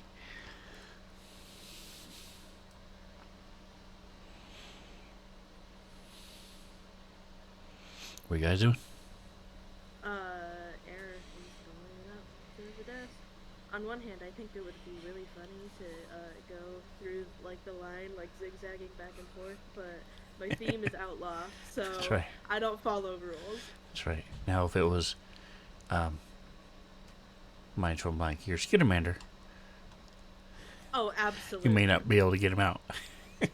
You get lost. Alright, so Rita's going to walk over here. Glicko and Chalks. So, I will say, this map, it just ends at the wall. It's just blackness. Those are actually walls. But for whatever reason, there aren't actually walls drawn for most of this map. So I couldn't. Normally, what I do is I move this line of sight so that you can see the wall. Here, there aren't walls. They're just separated rooms. So what you see that you're not running out of light that's the wall, and then there's 4 doors up to the top right.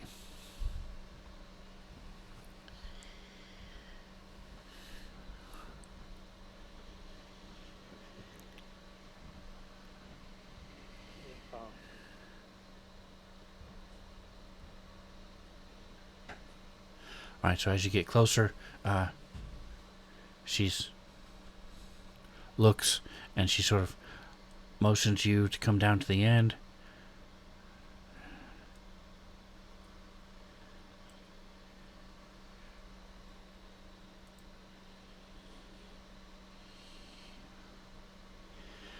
Now that you're close enough, you do see that there are about a dozen people huddled back down and hiding as much as they can back there behind this desk. And she says, "This one is called Chikaska."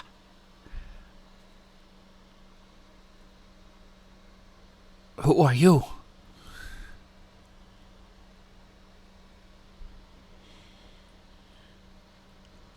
We're your saviors.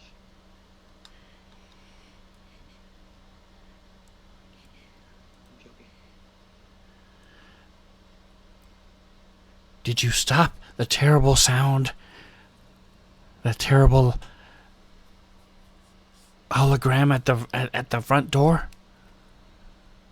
Yes, indeed we did. Is it shut down, or did you just come through?" It is disconnected. And you hear It should murmurs and reactivate. "Oh, Mama, they disconnected. I think we can leave now. Maybe we can get out from the back." And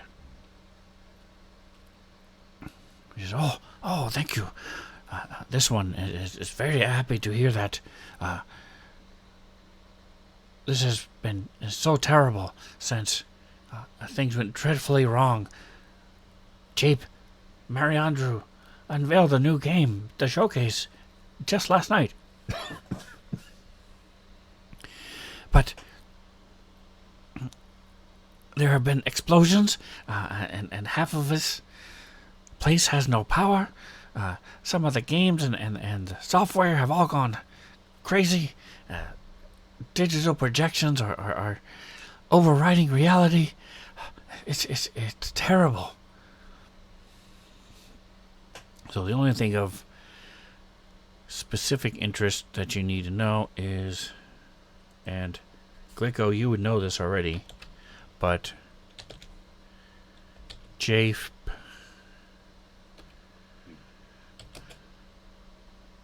Mary Andrew,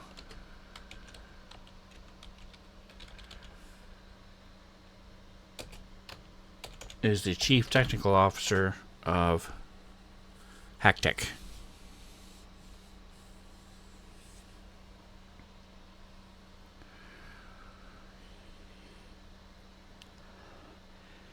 You are sure the trap is gone? Yes. We can finally go. We can finally leave and flee.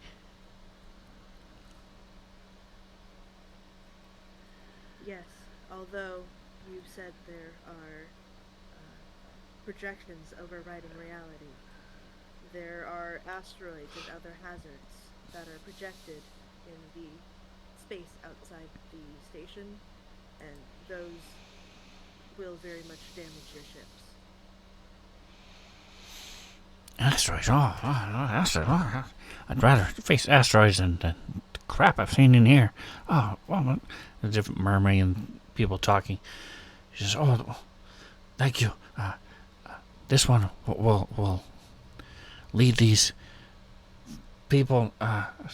Sorry, no refunds. Come." And she'll sort of motion, and Ritter will sort of move past to allow them to get by. Is there anything else you wanted to ask or say before, as Shikaska is starting to lead these huddled dozen or so people out?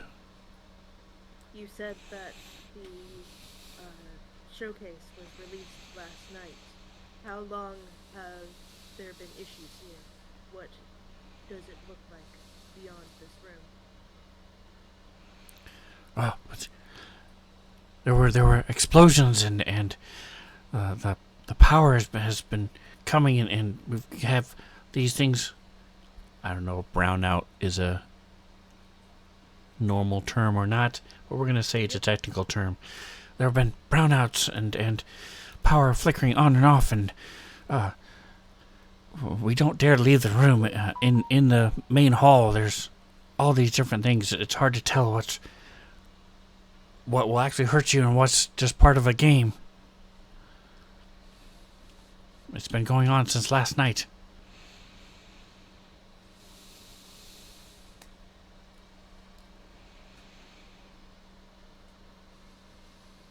All right. Please evacuate safely. Right, and Unless so, any of you guys have something to say. That's what Error says. all right, and so they sort of gather around the door. No one's really willing to open it, and so Shikaska will move up, take one last look at you guys,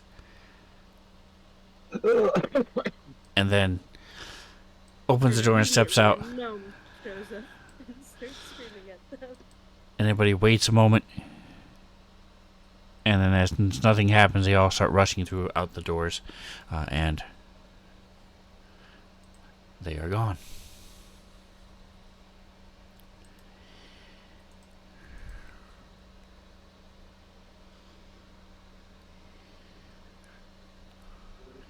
All right, so what do you guys like to do? Air is gonna go behind the desk and see if there's any information he can gather from behind there. So you see that all of the you said you're not trained in engineering? Not trained in engineering. Okay, so all of the monitors and the holographic displays and things are all off.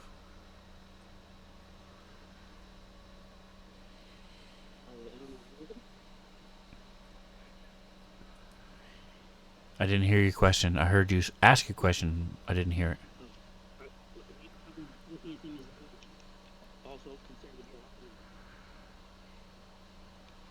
All right, so Glicko, you come around the corner and start looking at these things, and you realize none of them are getting power.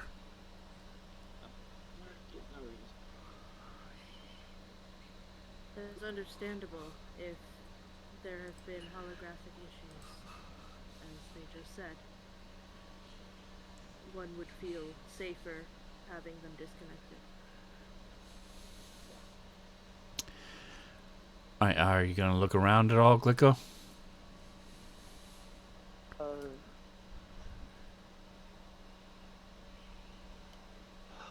little bit, I guess, yeah. All right, so give me perception and engineering.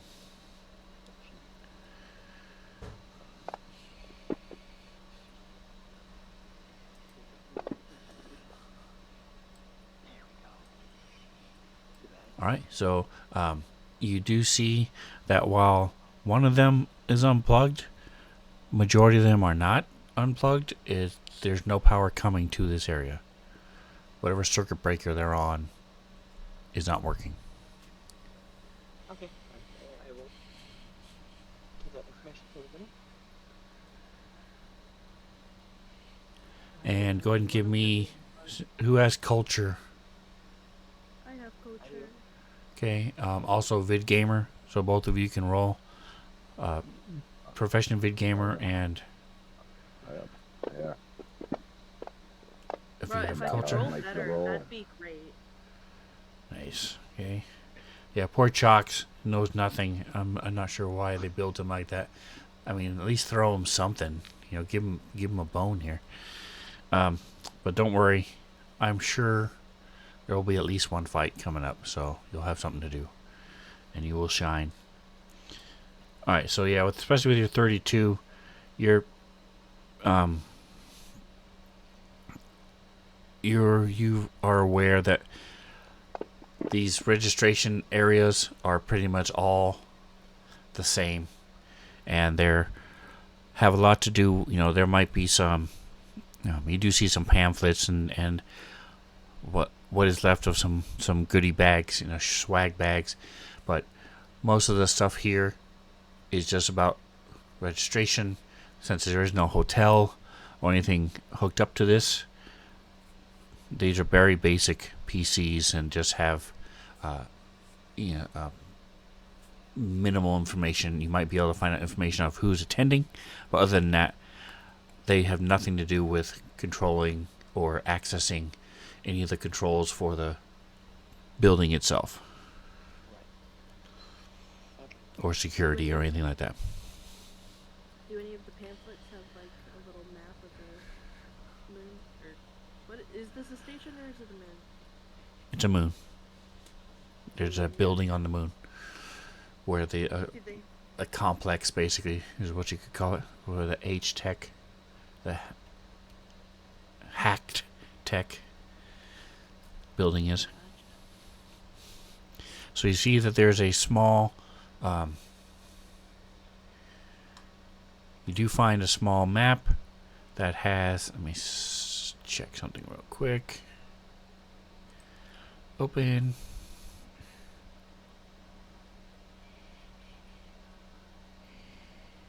There we go.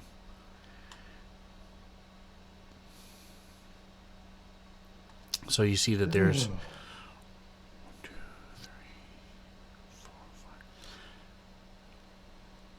5, 6 vendors.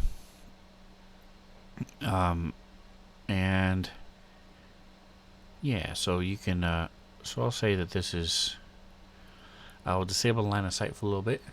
So if you zoom out, obviously the lighting is different. Let me see, let me turn off this. Here you go. So that's what you see on the map that you have.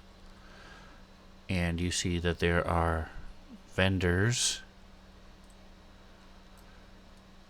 So there's a main holographic display where somebody can sit in the game, be playing the game, and then what they see are displayed on these screens here.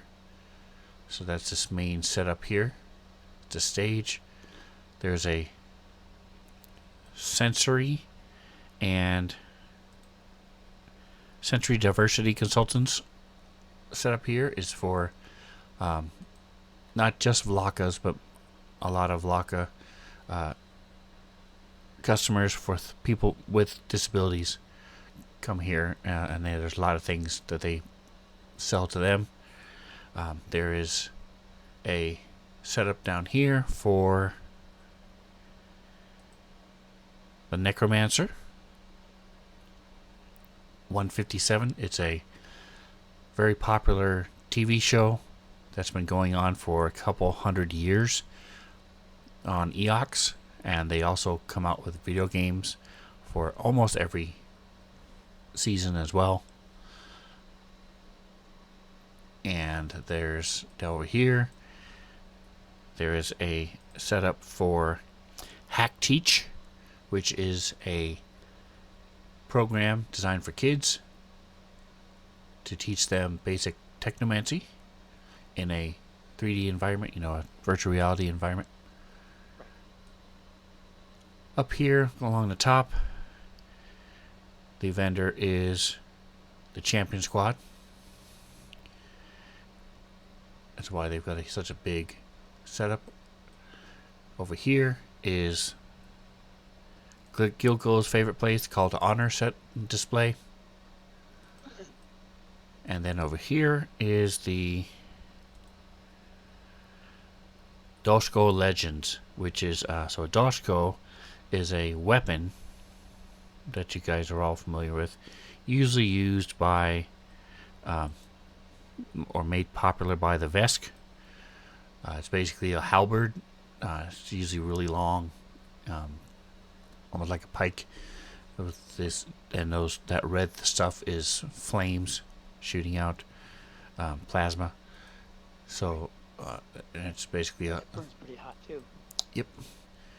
So that's but it's a video game based on and geared toward Vesk, and it's called Doshko Legends. And then of course the bathrooms. Yeah. Two bathrooms. So that is what you find in the flyer. Wow. I feel a lot better now, knowing what room we're about to go into. Is there anything anybody wanted to do while we are still here? Alright, so I'm going to turn this stuff back on. Click, click, click.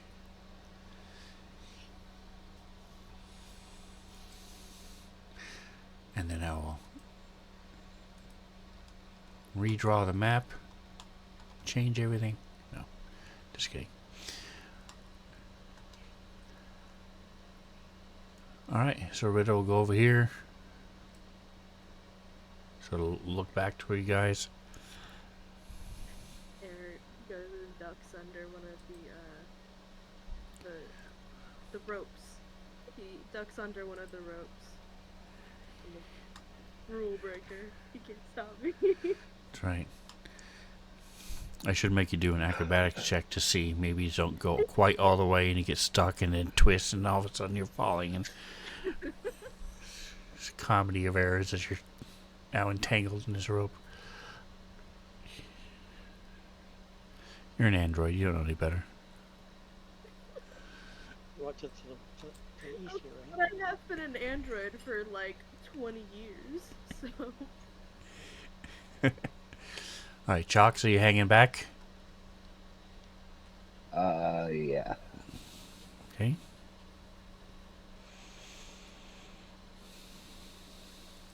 Since we do not know what is on the other side of these doors, I would recommend we try to take a stealthier approach.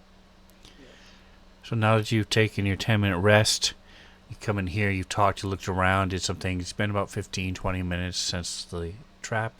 Most of your ears have stopped ringing, and you can sort of hear things like almost close to normal now. Rita signs, but I can't hear anything. And then laughs.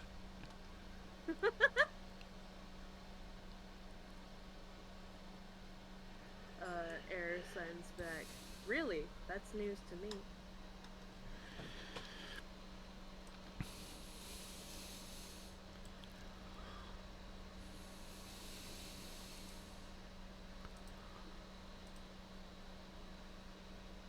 Okay. Are Rita and Air the only ones that are going to be near the doors? Continue. Sorry, I don't mean to rush you. I just want to like make sure before like I try to open this. I'm ready. Okay. Alright, so just for the simplicity's sake, I'm going to open up the doors. If you want to at least move like halfway in so you can see a little bit more of what's going on. So you have an idea of the different vendors that were there and what's happening. However, now that you're actually in the room, you see that it's just chaos. There's intermittent illumination all throughout this whole broad space. Lights spark, flare unpredictably. These different displays and booths that are set up for the different games and partner companies look all to be abandoned. But the projectors and the vid screens are all there, and there's noises and sounds and videos, all holograms, all going on at the same time. It's similar to an expo or the fair, whatever you guys are into, whatever you've been to, with all the sounds and the noise. Normally there's so many people there that a lot of that stuff sort of just drowns out to a hubbub besides whatever you're close to. in this case, because it's so empty, there's just everything is echoing, and it's just noises and sounds and lights. You see that some of these scenes are spilling over into reality. You see these large bat-like creatures that shriek and swoop through the hall from the gothic-themed vampire show in the corner. You see these soldiers in these packed worlds, military armor, running along the wall. You see some swarm creatures and these giant insects as they step out and are firing at the soldiers. And you see the floor is glowing brightly in block patterns. Walls display different textures that shift abruptly, and then you'll see a chair that suddenly will flicker and drop, disappear, and then you'll hear these different static and sounds, and some of them you'll see a soldier throw a grenade and there'll be no sound at all, and then you'll hear from another corner a scream will ring out, but there's nothing there. You do smell burnt electronics, and as Rita steps in, her eyes start watering, her ears go down as this affects her nose, and the sense of smell hurts. You also hear the pop, especially you engineers, and the pop and sizzle of frying circuitry every once in a while.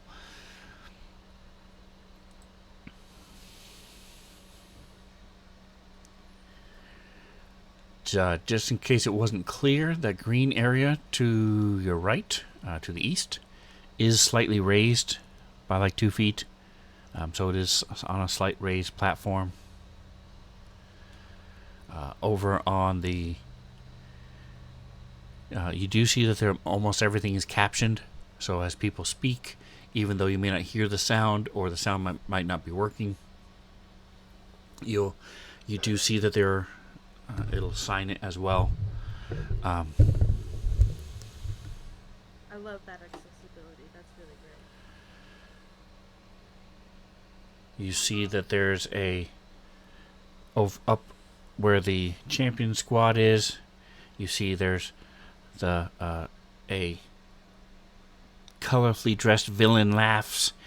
And he's got this enormous lever in his hand, and it says, "You're too late, champion squad." And he throws the lever. "The galaxy's best game has already begun." And it sort of bursts into static. And then you see him again. And again, it goes through that again. This time without any audio.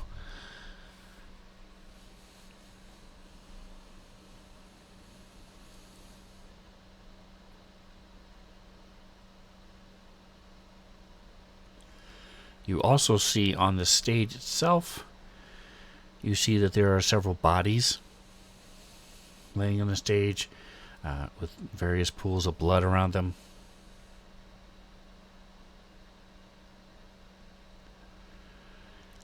And by several, there are 4.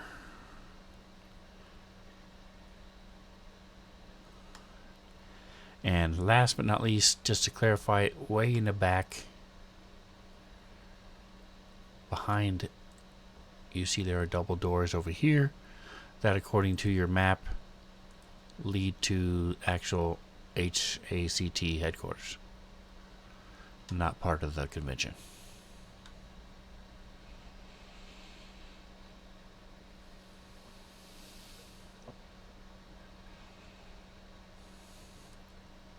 Alright, so what do you guys want to do?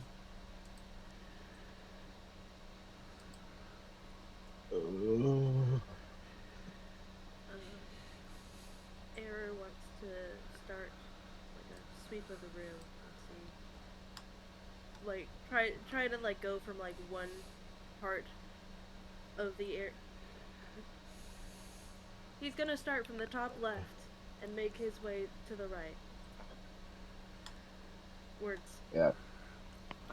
Alright, so I need everybody to give me a perception check.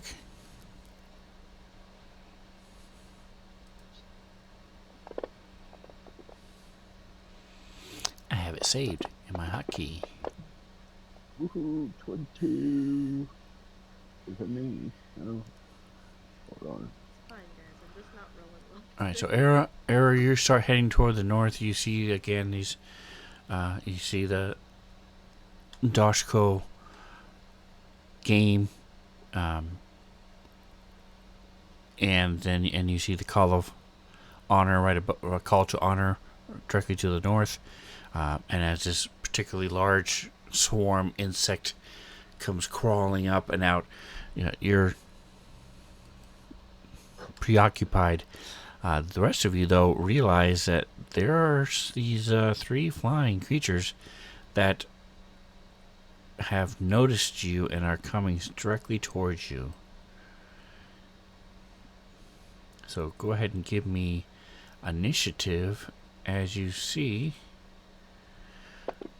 Again,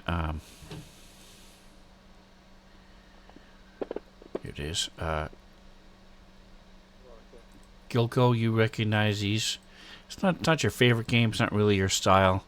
But these are from the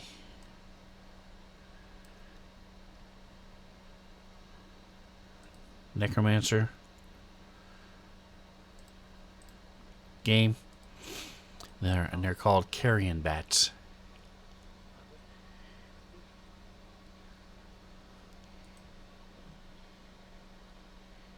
Did you just take a picture of some like pixelate areas?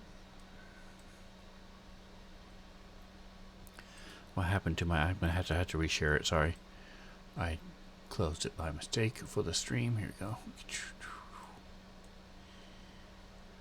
All right, and you see them. Everybody have? Oh, I was gonna leave the. Oh, I didn't. Rita, come on. The hell? It's just, it doesn't change where she was because she rolled a 3. All right. It does group the monsters all together, which I don't like. But you should be able to see. Yep, you can see them now. So they're all going to move. Let's see. Click.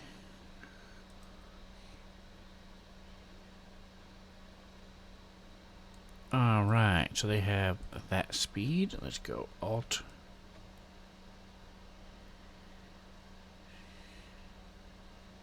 Oh, they're to the south. Okay. Yeah, they're coming from the Necromancer game. That would make sense. You just said, like, you should be able to see them. Yeah, you can see them. And I'm like, see them fucking where? Okay. It does make me glad that Eri did not roll very well on his initiative, because he's walking the other direction. So... and did not succeed his perception check. So I'm glad other people are going first. Alright, and they are going to... What is their intellect and wisdom like?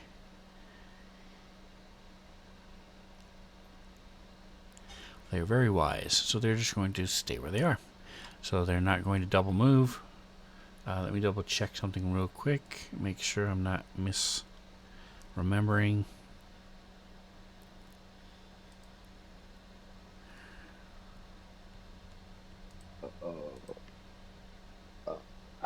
Oh, they can. Okay, never mind.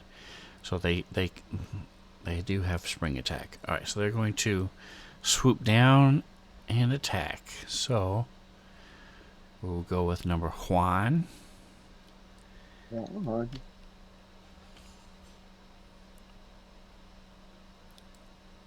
Sorry.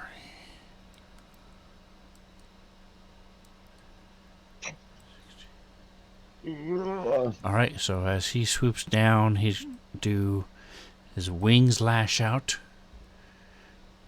and he sort of does a smash, tries to smash Rita with his wings. Oof, he crits. Sad day.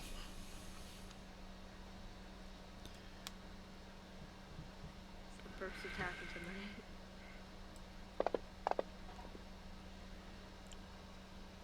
It'll be fine. I'm sure it's fine.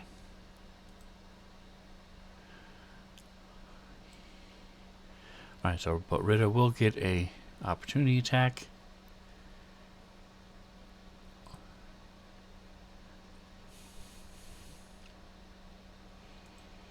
Actions. Oh. Alright, so she would have her solo weapon out. Actually, she would have her pistol out. I'm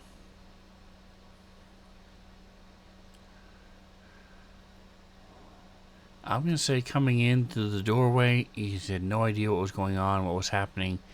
She would have one in each hand, ready to see what was going on. So I'm going to go ahead and give it to her. Just why not? As she's going to do her attack against...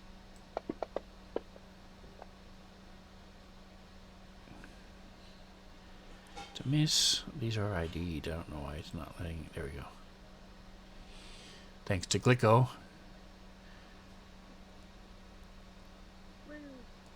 Alright, so that's a miss. Number 2 is going to do...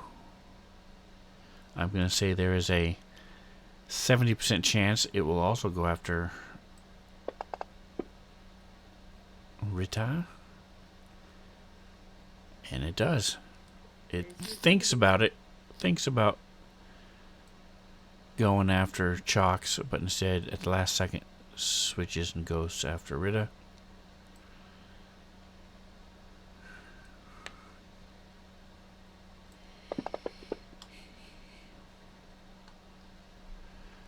Also hits. Yay, minimum damage. Alright, the last one, it's too crowded around Rita, so the last one is going after Chalks. So Chalks, you will get an opportunity attack if you want to go ahead and get that ready. I see the green one, green.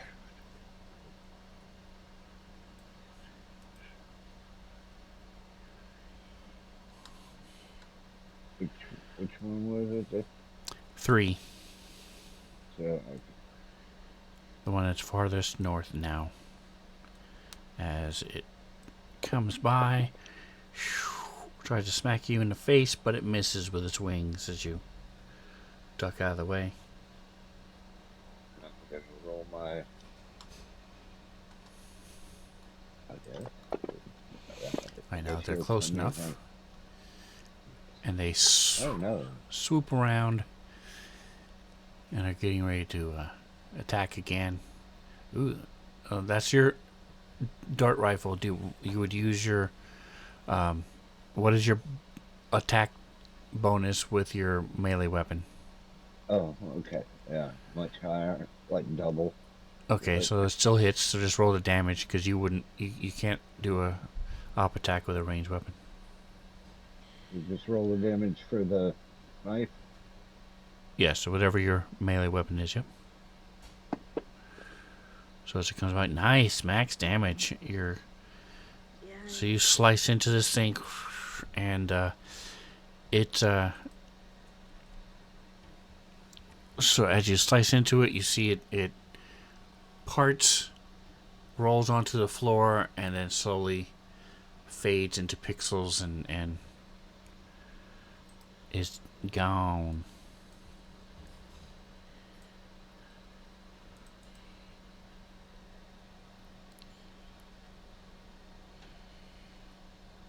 Oh, 20 damage, very nice. Alright, Chalks, it's now up to you.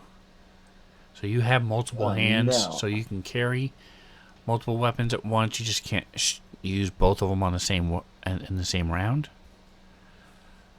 Okay. So I'm gonna go for bat number 2. And these are low enough to where you can still hit them. Number 2 is If you definitely. did want to do melee. Of course, range is irrelevant. You can hit them whenever you want. Nice, 18 on the dice is a 22. 12. 12 That'd be damage nice. to this thing. That would be max, wouldn't it? Yep. Alright, anything else? You gonna move? Yeah.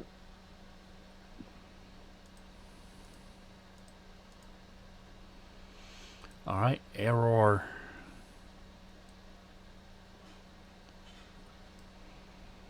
Okay, error. Yeah, sure. We're gonna like start this off with a bang.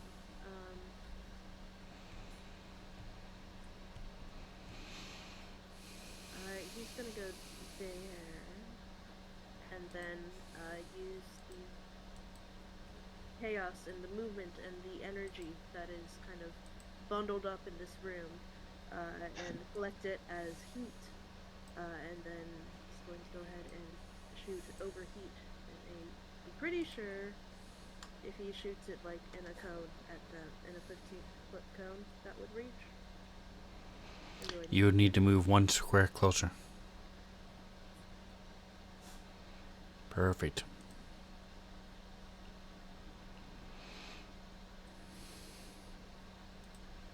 So he's gonna go ahead and move and run.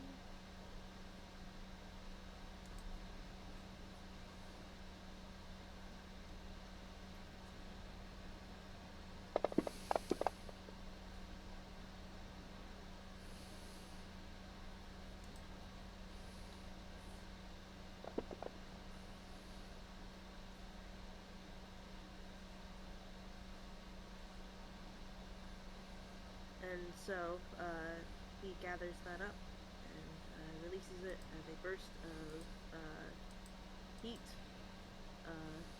And one of the bugs just kind of shrivels up a little bit and falls to the floor, like pixels already falling off.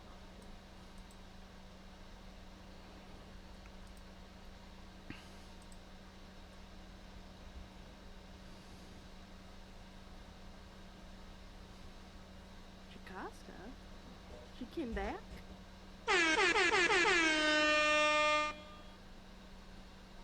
Everyday Adventurer, welcome.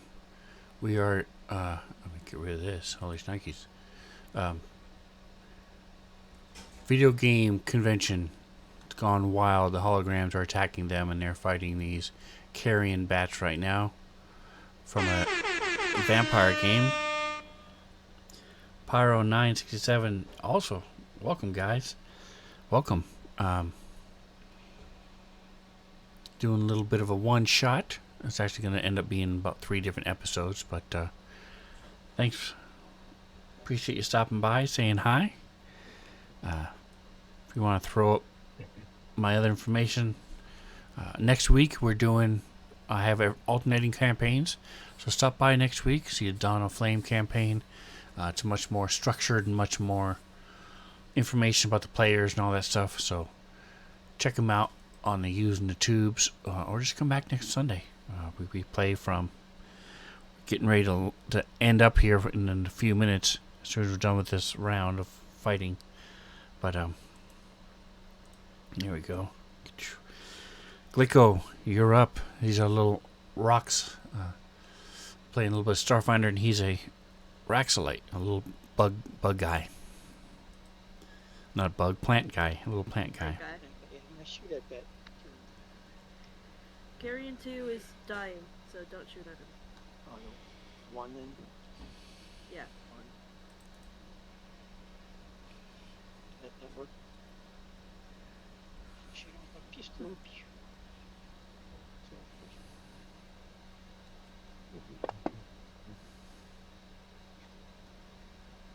hit.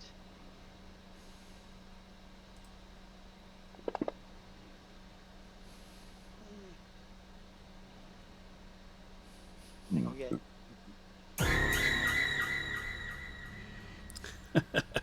Thanks for the follow.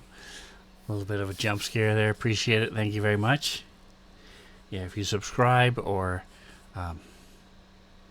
follow or say biddies, they're all linked to different jump scares. So appreciate you there very much. Thanks. All right, so that is a hit as you shoot this arc pistol. Okay, so you didn't do any of your stuff though. You forgot. So, Mr. Operative, go ahead and we'll retcon that. Go ahead and do your trick attack. So roll to see. Give me a stealth roll. Oh, it's got it. Good, perfect.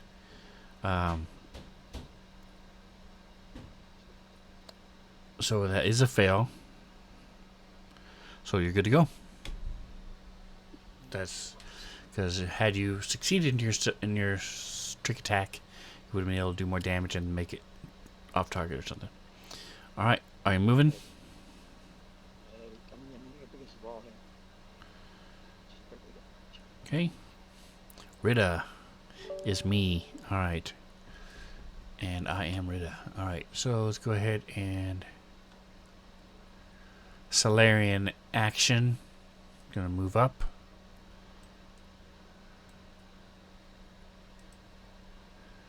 This is growling as she moves up. And she's got this glowing light weapon, or glowing weapon made of light. Let me see what kind of damage it does. It does nothing. What?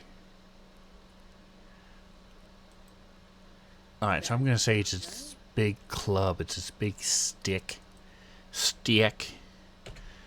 Does bludgeoning damage. As she walks up and just slams down to this thing. Click to... It is there it is, targeted.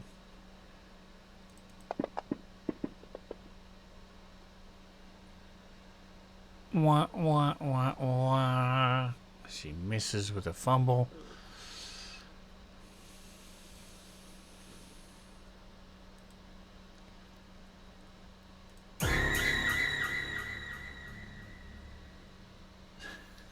Son of games. Again with this, the jump scare. Appreciate it. Thank you so much for the follow. Alright, so at the top of the round, we're going to go ahead and end it here after we do a little bit of clerical work. So guys, this is a new campaign. Couple questions for you. Let's talk fumbles. Do you want to use... I have access to 2 different fumble charts and critical charts. One is the actual Starfinder itself. They have critical and fumble cards. And then the one I use on my other 2 campaigns is by a different group. So the first question is, I'm going to put a little vote in here so you guys don't have to. It is anonymous.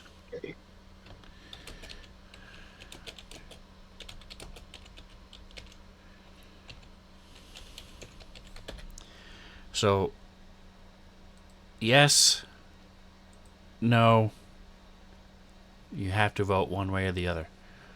Check or X.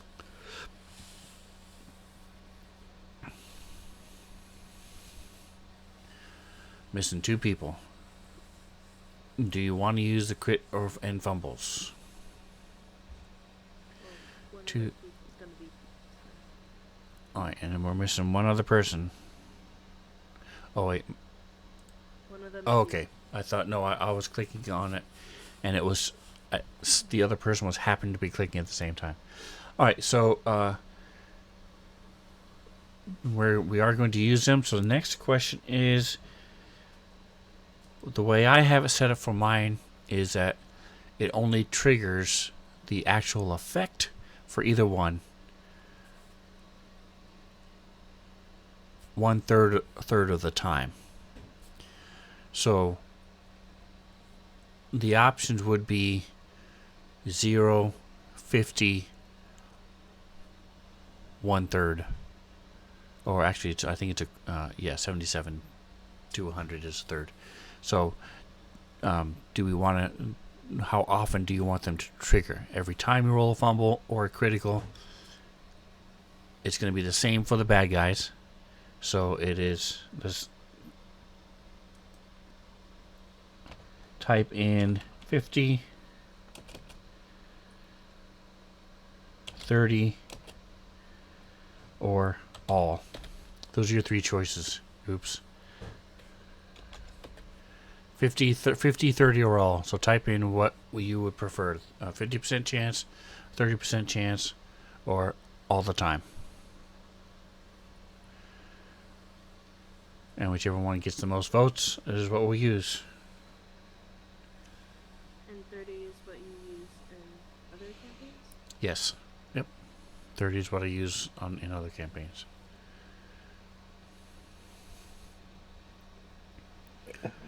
Alright, so the 50s have it. And then the last question is, I'm going to do another vote.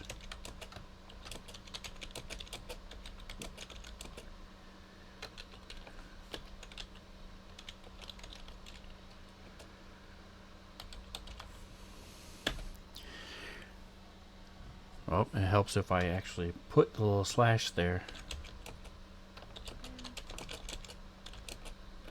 Sorry, I'm a slow typist.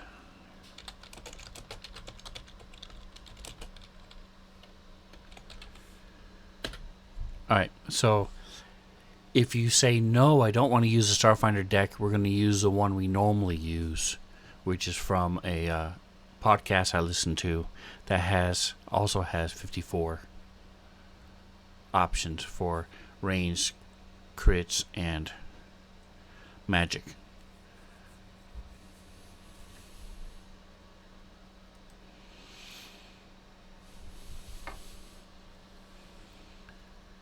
Alright, so we're missing one person. Do you want to use the Starfinder decks or my other ones? Yes, I want to use the Starfinder, or no? Yes. Okay, so I'll load those up, play with them a little bit, try to get those, get them figured out.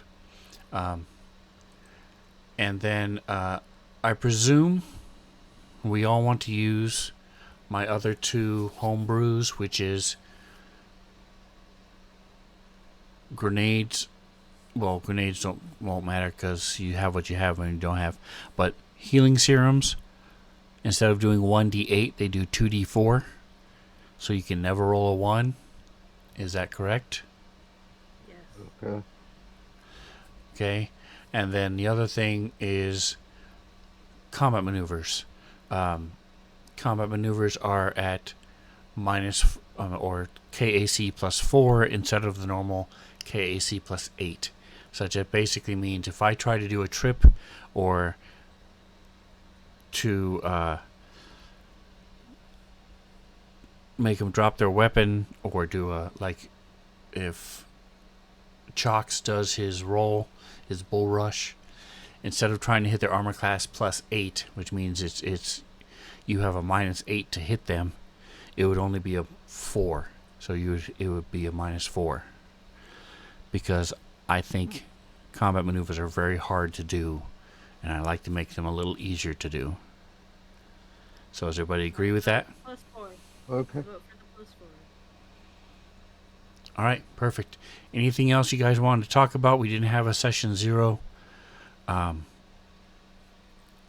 So anything else you guys wanted to discuss, or rules you wanted to set up? Nope. Alright, so I'll see you all next week for Dawn of Flame, and in 2 weeks we'll get back to the action here. You've only got a mostly dead carrion bat to take care of, and then we'll be able to pick it up from here as you guys are in the convention. So thanks for playing with me, guys. I hope you're enjoying this. It's a little different than what we're doing before.